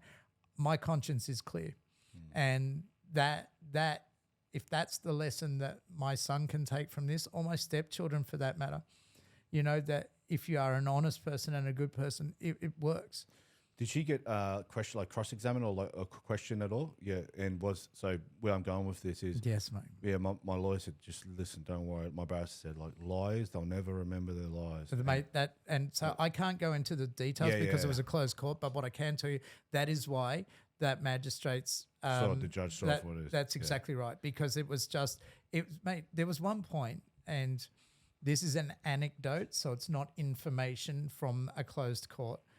I was sitting there and the lies were unraveling so quickly that even the court reporter was, and I was sitting where you are, and they went, and I was like, Yeah, yeah. I don't know, right? Yeah, yeah. And the magistrate went, what? And everyone had to stop because they had to go back and go, can you just, and they went back to the court reporter and they said, can you just read back what she just said? Yeah, this. So are you saying you didn't say that? She's like, yes. They said, but it's just, you literally just said it. And she said, I didn't mean that. Yeah. And you're like, oh my God, man. And I'm like, this is a closed court. So I'm like, no one else can hear this, but I'm like, oh. Yeah, no, you sit there and you're like, yeah. Yeah. I know, because... and that's why they said after the first day, they were like, if this was any other type of charge, it would have been thrown out today. Yeah. You know, that's but because it was DV, or alleged DV or my ex was in the box for 5 hours and she had to take 3 breaks. And all you could hear was the jug, the microphone's there, the water jug, and you could hear that my barrister would ask a question, she'd get the jug, you could hear the do-do-do-do-do, and then, I can't remember, and she would baff on and she would just give the more ammo to my barrister, so really? And then, and just tore her apart. It was exactly like that. But this went on for 3 days. Yeah. And it was just ridiculous. Yeah. There was, and that's why, I mean, you've got, and that's public record, that ruling, and you can see there that he is even saying,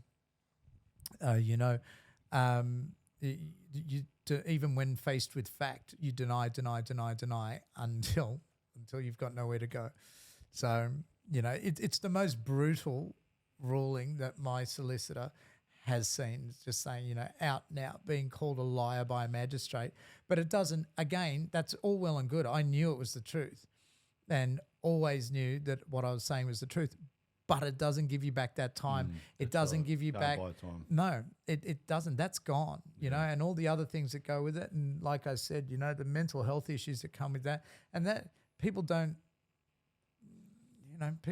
think about that. I'll tell you an interesting story that came out of this. My ex-wife is from overseas, and you asked me earlier on, when did cracks start to appear? And I said pretty much from the beginning. So, and this is out of this world, the way this story goes.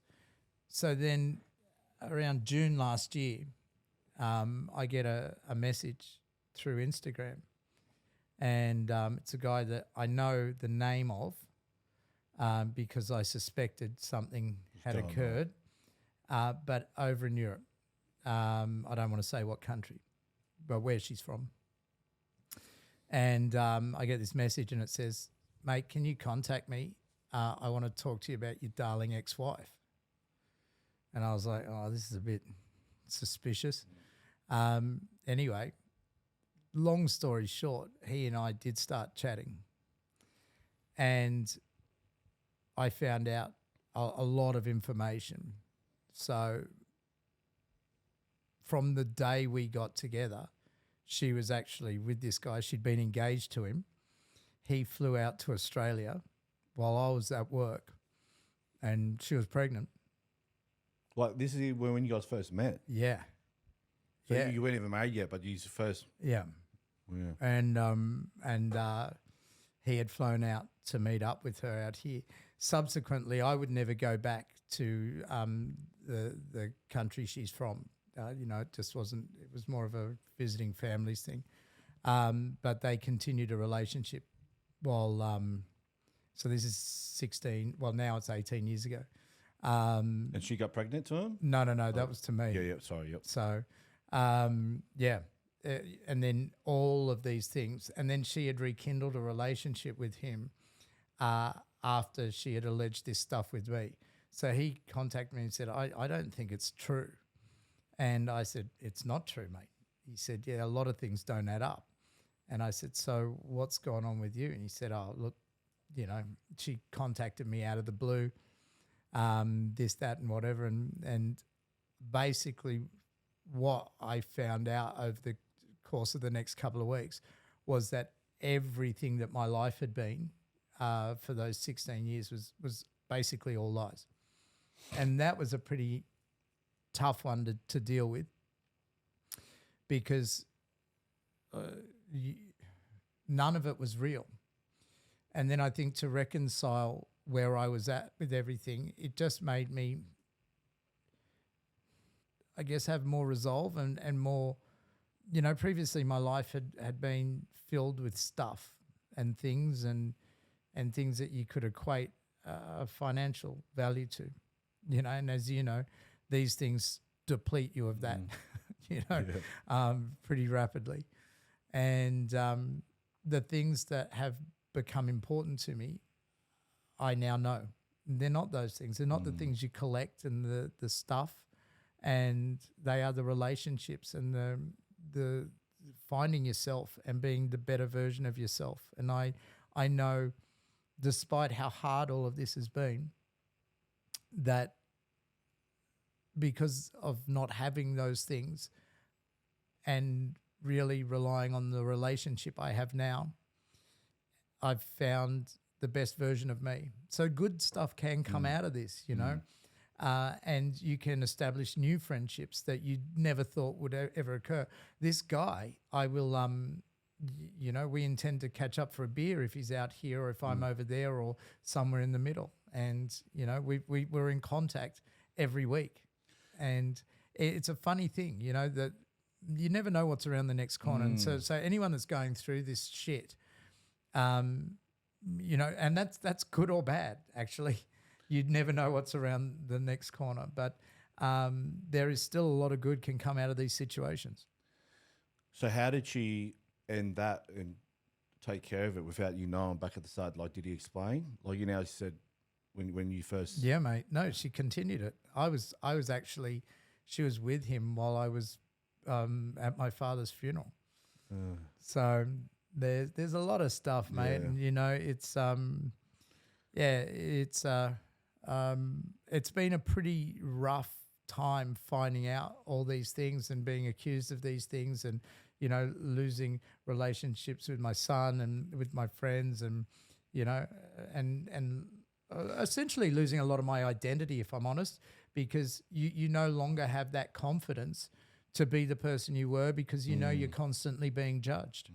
And you do go in, it's very easy to fall into the trap of thinking everyone is against you.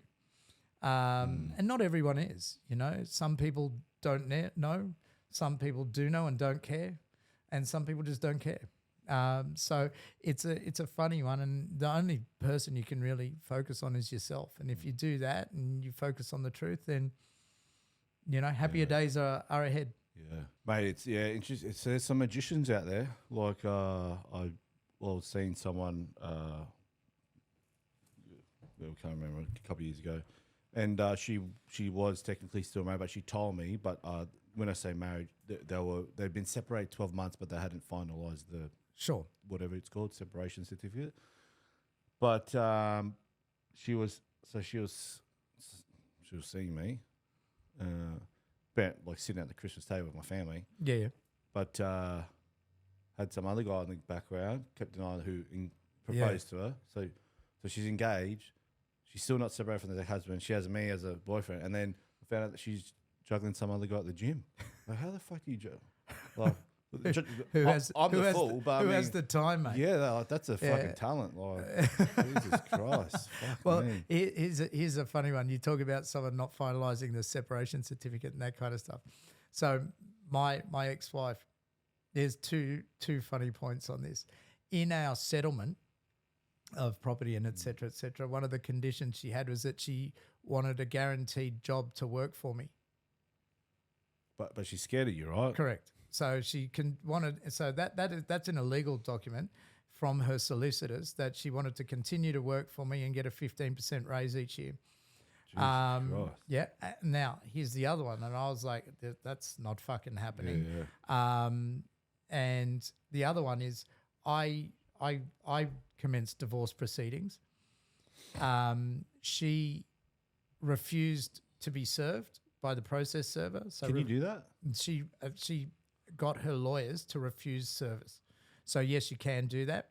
So which meant that I then had to go. So they attempted to serve her and her solicitors 4 times, and she would not accept the documents, right? So essentially, I now have to go and proceed with a divorce without her agreeing to it. So then I had to go to court again. Now this is someone that clearly has the issues towards me, but yet doesn't want to get divorced. So how do you explain that? Yeah. How do you explain that? So obviously we are divorced because I'm remarried now, and that's all worked out extremely well. But this is someone that fears for their life, has done all this stuff, and yet wants to work for me and put that in a settlement offer, and also refuse to get divorced. What on earth? What? Yeah, because I've never had this scenario on the Me podcast neither, mate. before. But just and I didn't have to go through it either. So what are the obviously what are the grounds in refute? Like obviously.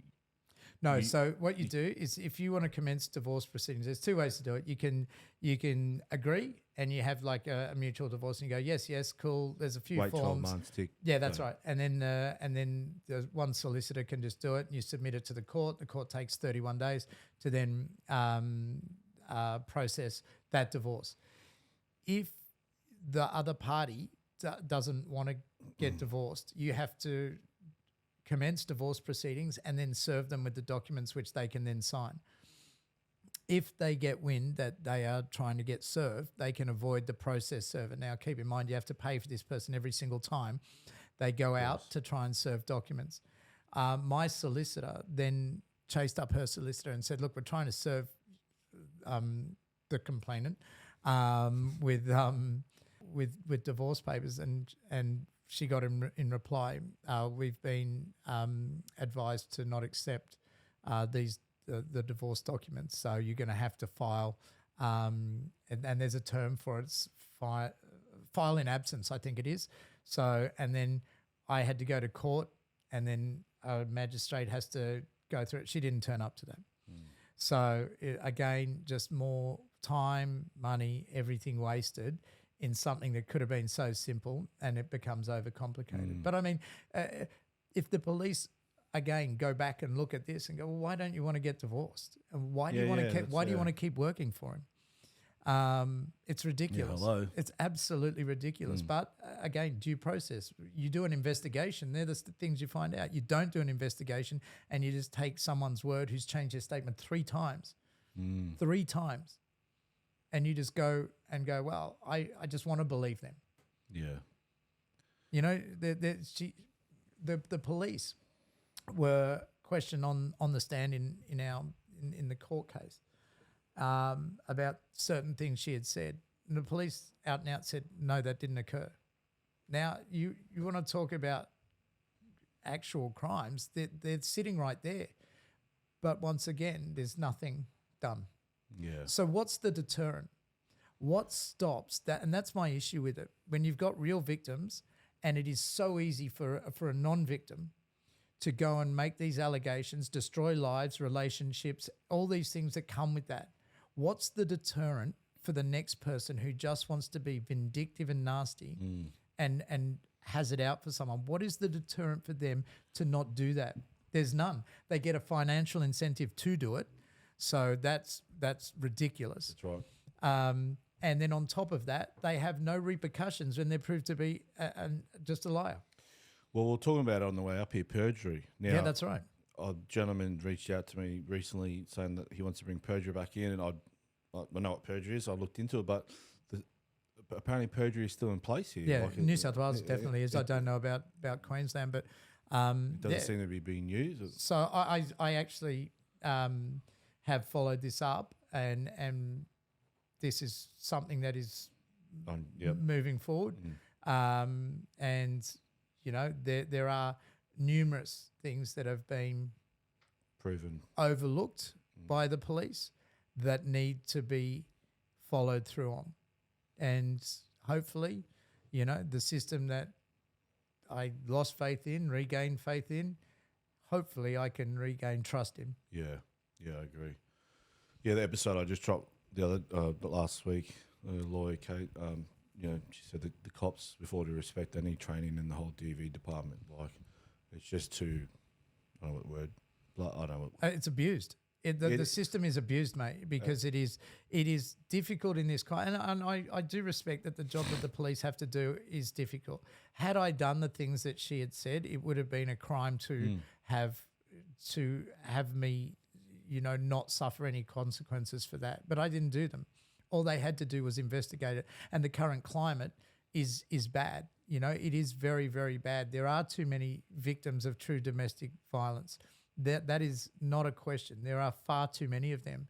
But they're the people that need protecting, the real victims, the people that, and on the obverse of that is that if you are someone that does abuse the system, that system should come down on you equally as hard because you are taking resources, time. You are also making the police doubt the next person that comes in. Yeah, that's right, yeah. And they might not take up the case and go, I'm not sure. Remember what happened last time to Jacob? Maybe we should just not. Maybe I'm not 100% sure on this. And that could be an actual victim. But what they do need to do is do their job and do their job properly. Yeah. Investigate it, interview, ask questions. As I said at the beginning of this, I can't just go around and accuse someone of stealing a car. There is a subsequent investigation, right? And they go, right, we've followed the process. They don't just go and arrest someone, strip them of their dignity, their lives, dehumanize them and ruin them because they can't be fucked. Yeah, so let's just say, for example, your case, they send it to your ex-partner, just make it up, to 2 years in prison. We'll make it up, 1 year in prison. I'm pretty sure the next time someone decides to go to a cop shop and make some shit, they're like, oh shit, remember that case where... Exactly, exactly, you know mate. What? I don't want to be going to, Correct. I don't want to be doing 2 years and it's a lie. Like, it's just like one of my sponsors here, one of the guys, he sponsored me and he's not even a father. And I said, what made you want to get involved? He goes, mate, I was seeing this bird and she was refusing to let, and she had a child from a previous relationship and she was refusing to let the baby daddy see the child. And when he asked her why, she goes, just because I can. Oh, man. And he just said, you are not the person I want to be with. And he was, and I said, good on you, bro. Well done. Fuck, good on you. But, they need to set an example. They need to make someone held accountable, which will set the bar, set the standard, and go, oh, shit. Correct. Because the punishment is a deterrent. If there is no punishment, there's no deterrent. That's right. There's nothing stops someone else doing this. Yeah. So, there needs to be repercussions and they need to be called out. My reputation's gone. My life, my lifestyle that I had has gone because of this. And there is someone just makes shit up and gets called a liar in court and then is able to just operate day to day normally with nothing, can still walk around purporting to be a victim. Yeah. So, it's just not right. Yeah. And it is the only real crime where you are guilty until proven innocent. Yeah. And it's just unacceptable, to be honest. Yeah, I mean, I don't know. I don't see it changing anytime soon. Well, that's what we're here for, mate. Yeah, like I agree. That's the point of this. Because if people don't tell their story, it's embarrassing, right? It is embarrassing to be accused of this stuff. It's really, it's one of the worst things you can be accused of. So it is embarrassing to tell your story. It's difficult to get up and do this. But if people don't do that, people don't know. Like I've watched episodes here. I didn't realize I knew one of the guys on it. Yeah. I didn't realize he was going through this stuff as well because we don't talk about it. Bottles up. So it does bottle up, but also no one knows about it. Yeah. So what then happens?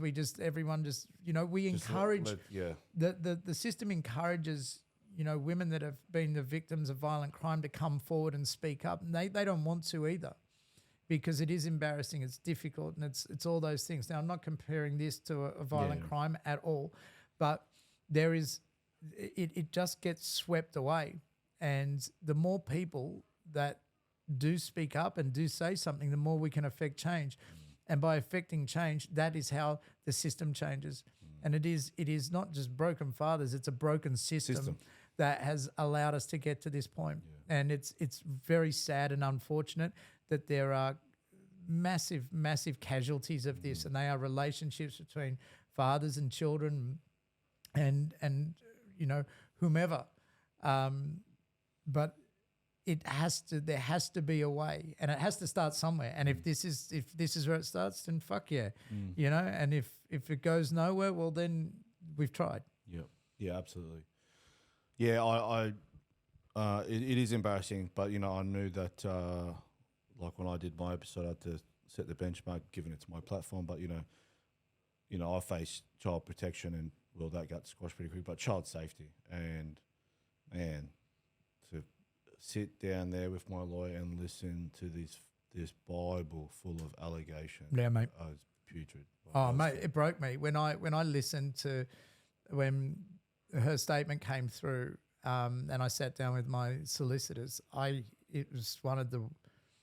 I was just like, this is not true. This didn't happen. This, you know, all of these things, and I was broken, mate. Like I was the biggest mess I think I'd ever been.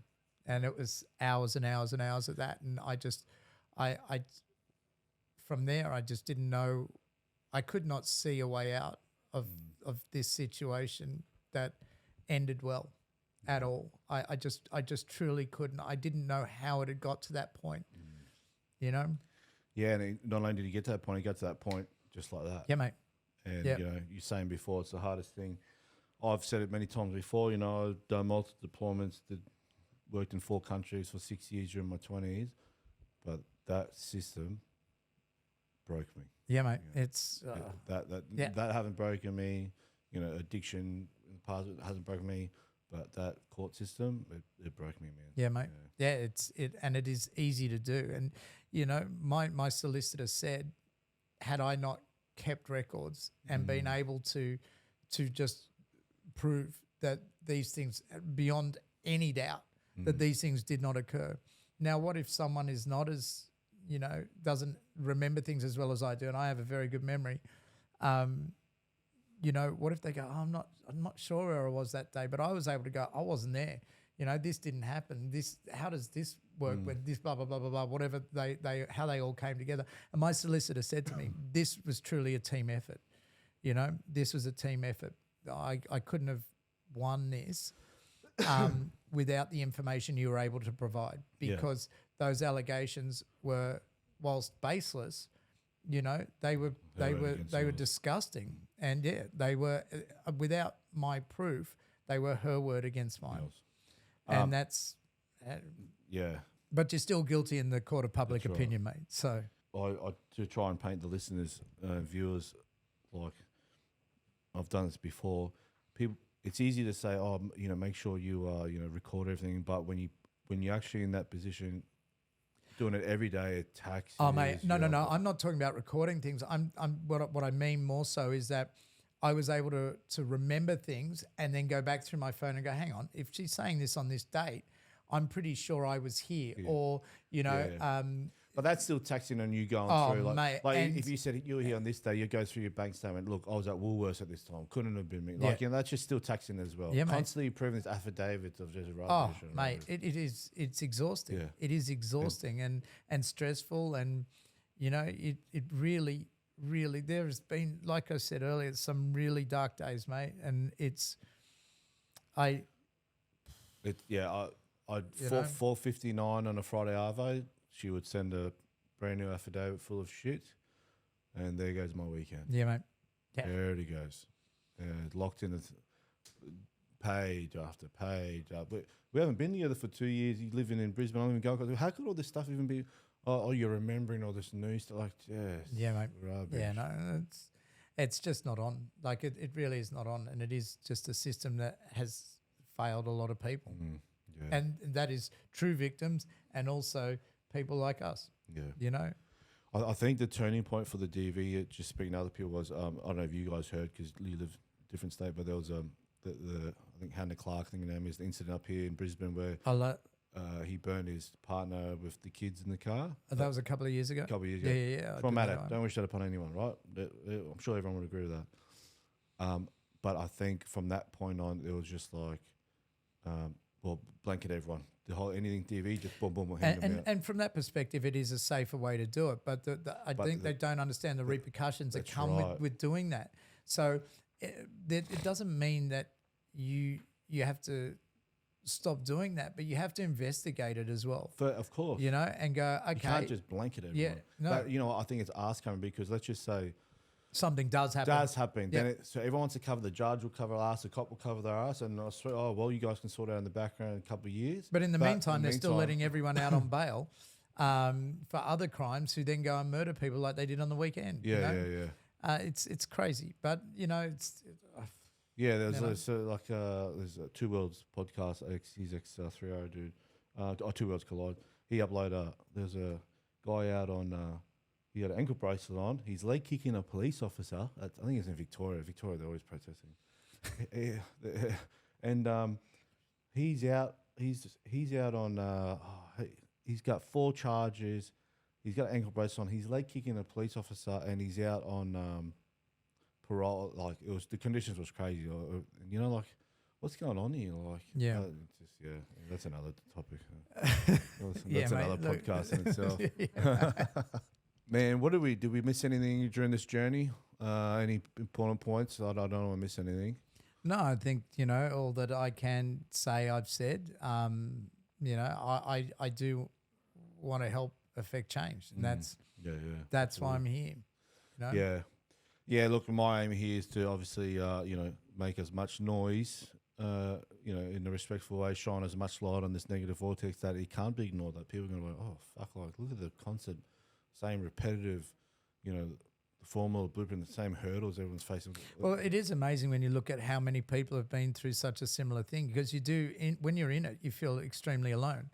And it is beyond lonely, when you're going through it and you feel outcast and you feel like the raft of emotions that I never thought that I would experience. I've had to deal with and process through these last 2 years, and it's not something that as soon as you walk out of court and that last day and everything's dismissed, you're suddenly better. Yeah, it doesn't work like that. There is a lot of, it's almost PTSD. There is a lot of recovery and recovering that is required. And I've had days where I'm worried about, leading up to the last day when everyone was certain that it would all be dismissed, and that was great. And then I'd be worried about, well, what happens to me then? Am I just going to collapse in a heap and not know myself, and everything's going to come because you suppress because you've got a fight on your hands, and when that fight is over, you don't know what's going to happen to you. I'm lucky that I've got the best support I could have, and I've been so far okay, and that's why I wanted to get on here as quick as I could, because I don't want to lose that momentum and that thought and put it out and block, and not just being fresh, but going, you know what, that's the past. I don't want to talk about it again. I don't want to. Bed. Here it is. Yeah, that's Goodbye. right.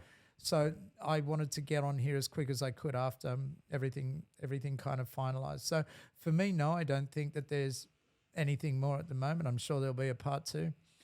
So I'm all for it, mate. I'm here. I'd ask because some guests will go back tonight and they'll stare at the ceiling and like, oh fuck, I forgot to say that. Even on my episode, I relived the nightmare every day for years, and there's even stuff I forgot. You go down a rabbit hole, you come back and you've forgotten something. So because there's just so many different things so that much, occur you can't spell years over years, man. Yeah. You can't, and even going through this process, it's actually, this was very similar to each day before court, and the weekend before court, because you'd go through. You'd have to go through the statements again. You'd have to go through, all the bits and pieces. So you're reliving this essential trauma every time you go back to court. And And, then they go, oh, well, we don't have any room in the court for another 5 months. Yeah. And they're like, okay, so go away and forget about it for 5 months. That's not what no. happens. It is constantly on your mind. Staring at the ceiling every Yeah, 5 mate. months. Yeah.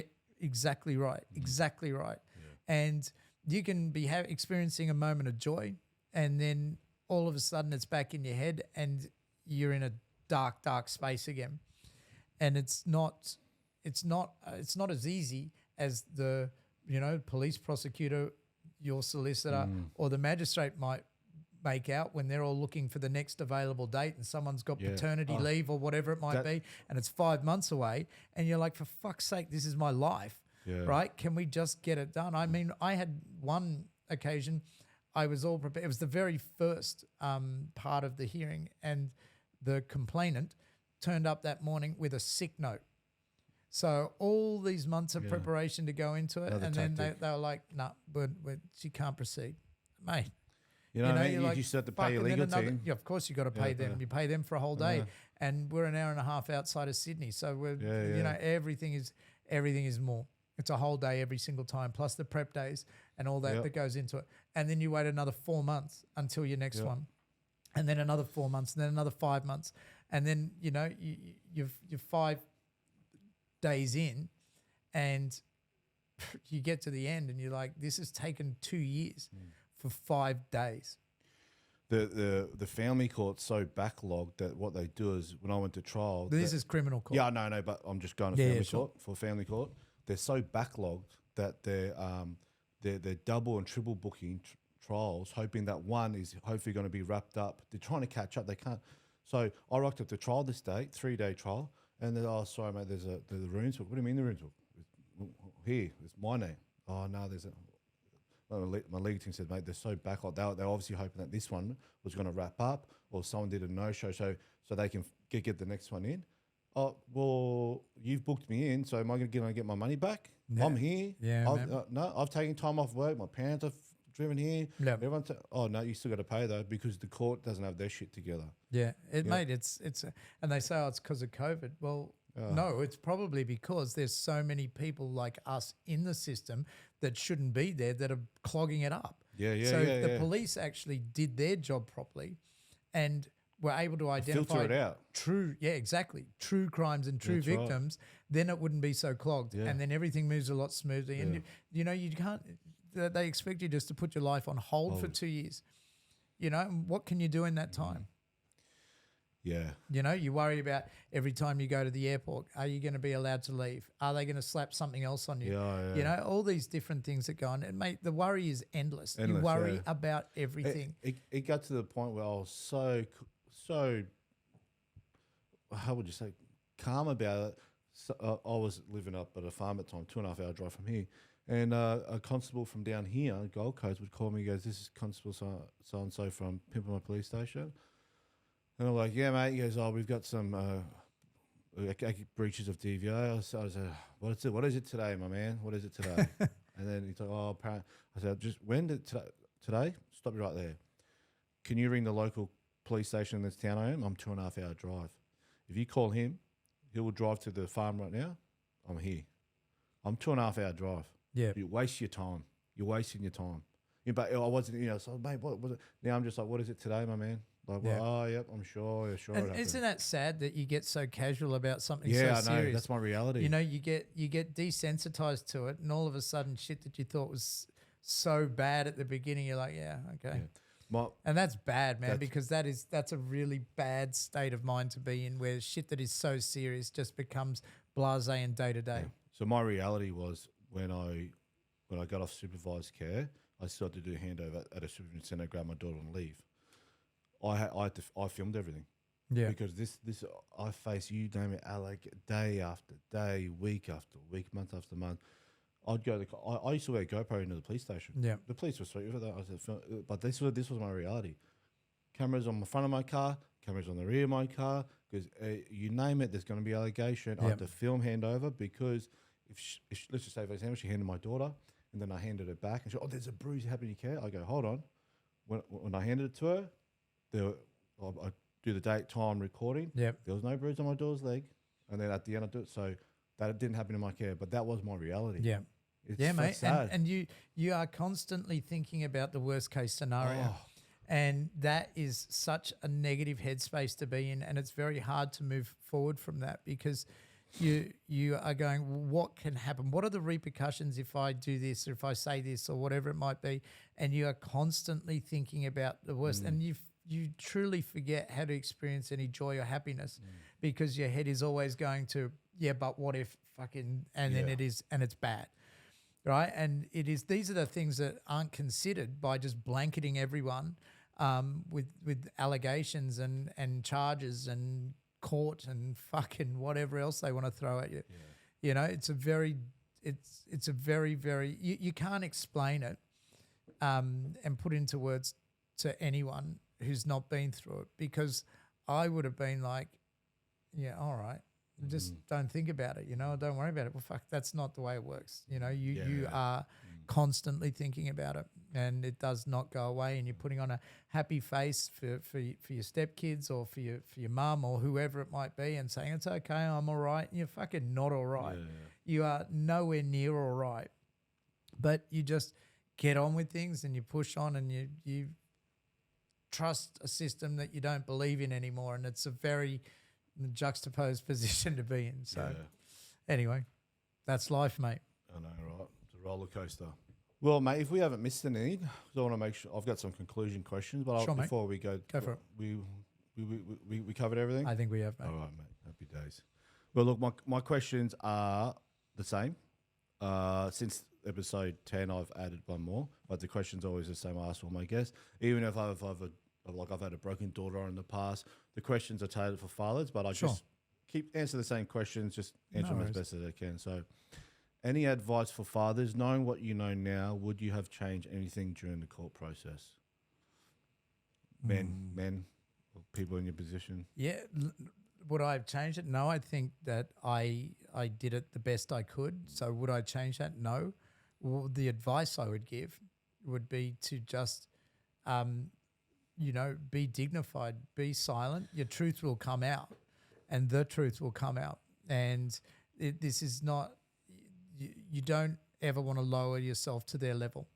And as soon as you do that, you've lost yourself then. So maintain your they can take a lot of things away from you, but if you still have pride in yourself, maintain that and be dignified. I'll give you a scenario. Knowing what you know now, rewind to when you've seen the CCTV footage. Yep. And she called you. Would you have told her that you've seen the CCTV footage, or would you have been able to, like, knowing what you know now? No, because I'm an honest person. But would you? And selfishly, that was my out of that relationship. What I was trying to go at is, knowing what you know, would you have held it until you got home, and then, because you know what, you couldn't get in your house, or you couldn't get in your house and stuff. No, I wouldn't have done it any differently, mate. I don't think it would have worked out any differently. I don't think it would have worked out any differently at all. I think that, that's a type of person you're dealing with. There's always going to be a way. If it wasn't that, it'd be something else, right? So I'm not, no, I wouldn't change it. I wouldn't change it, and I think I handled it the right way. It wasn't on me to handle it any differently. We agreed to be amicable, and everything was still going. I mean, she still wanted to work for me, for fuck's sake. So no, it was, that's the way I did it, and that's the way I'd do it again. All right. How do we change the system? I think discussion, support. I don't think, we have to be to agitate necessarily, but awareness is probably what we need to do. And there's also, strength in numbers. And at the moment, these stories are only just starting to come out, and there's no numbers. So when there is a critical mass that people go, hang on, this is epidemic. There is a fundamental flaw with this system. So that's when someone has to stand up and lead the charge. But at the moment, it's, you know, a cumulative mass of small voices telling their stories. Love it. Funny one. You're on death row. The guard comes and asks you what you want for your final meal, drink, and dessert. Double quarter pounder. No onion. No onion. I say no pickle. I don't. Fuck off. I hate pickle. Mate, I hate onions. Pickles are excellent. Well, if we're there together, you can have my onions, I have pickles. No dessert. I don't like that. Really? You don't have a sweet tooth? Nah, not at all. Bullshit. Not at all, mate. Wow. And for a drink? Baklava? Nah, fuck off. I would. What would I have? I wouldn't have any dessert. I'd probably just have a spoonful of mayonnaise. Really? Oh, mate, I fucking love mayonnaise. So good. I generally, if I eat a chip, it's not because I like the chips. Mayo. It's because it's a movement device for extra mayo. And for a drink, long black and a Coke Zero. Yeah. Yeah, mate. Dessert? You never seen him eat dessert or sweet tooth? Really? Fuck, you're the first one on here. Yeah, no, mate. Wow. Has it always been like that? Or is that always. Really? Yeah. Jesus. Yeah, don't really like chocolate, no birthday cake, nothing like that. Yeah, mate. Man, This body's a temple, mate. only put premium in the Ferrari. That's it, mate. Mate, if you were in a room with every single person you'd met or interacted on this journey, who was the first person you'd be drawn to and why? My wife. Your wife. Yep, because I love her and she's my rock, Beautiful. my world, and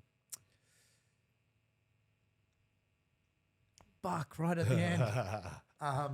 Yeah, she's just supported me. Oh, well done, mate. Good on you. Good on you. It's all good, brother. Let it out. 2 more questions. Sure. What strategies or tips helped during the process that you could recommend to any listeners? Yeah, again, I would say, you know, be as much as you want to react and respond and speak up, you need to be silent and, you know, don't tell your story until it's got an end. Because if you do, you risk that story having a different ending, and that's not what you want. And just be honest. Be honest with yourself. Be honest with everyone. And that's why I speak about, you know, I'm honest about including the fact that I fell in love before my marriage had ended. That's truth, right?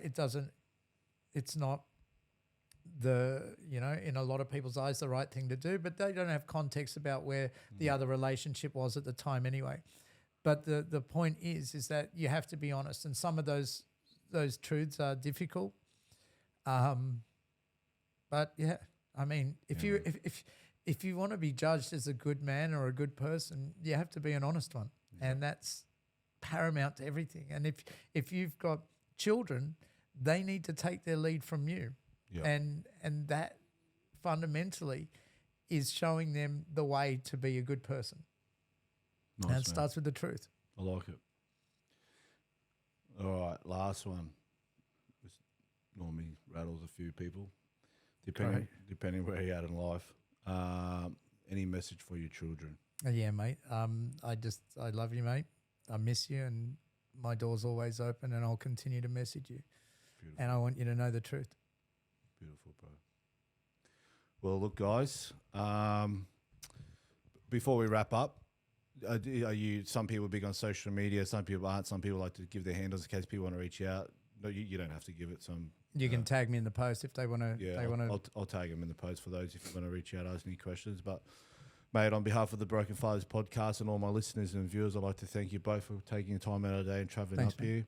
I really do appreciate that because, it just shows how much it means to you, and people are taking time out of their day and finances just to come up here, and I do appreciate it being in person, and I have no doubt that my listeners and viewers appreciate it too, and I hope you guys enjoy your time up here, and I wish you both nothing but positive energy and fortune this year moving forward, and if you ever need me, reach out for part 2. Will do, mate, and thanks for having me. Nah, I really appreciate it. Thanks, guys. Appreciate it. Cheers.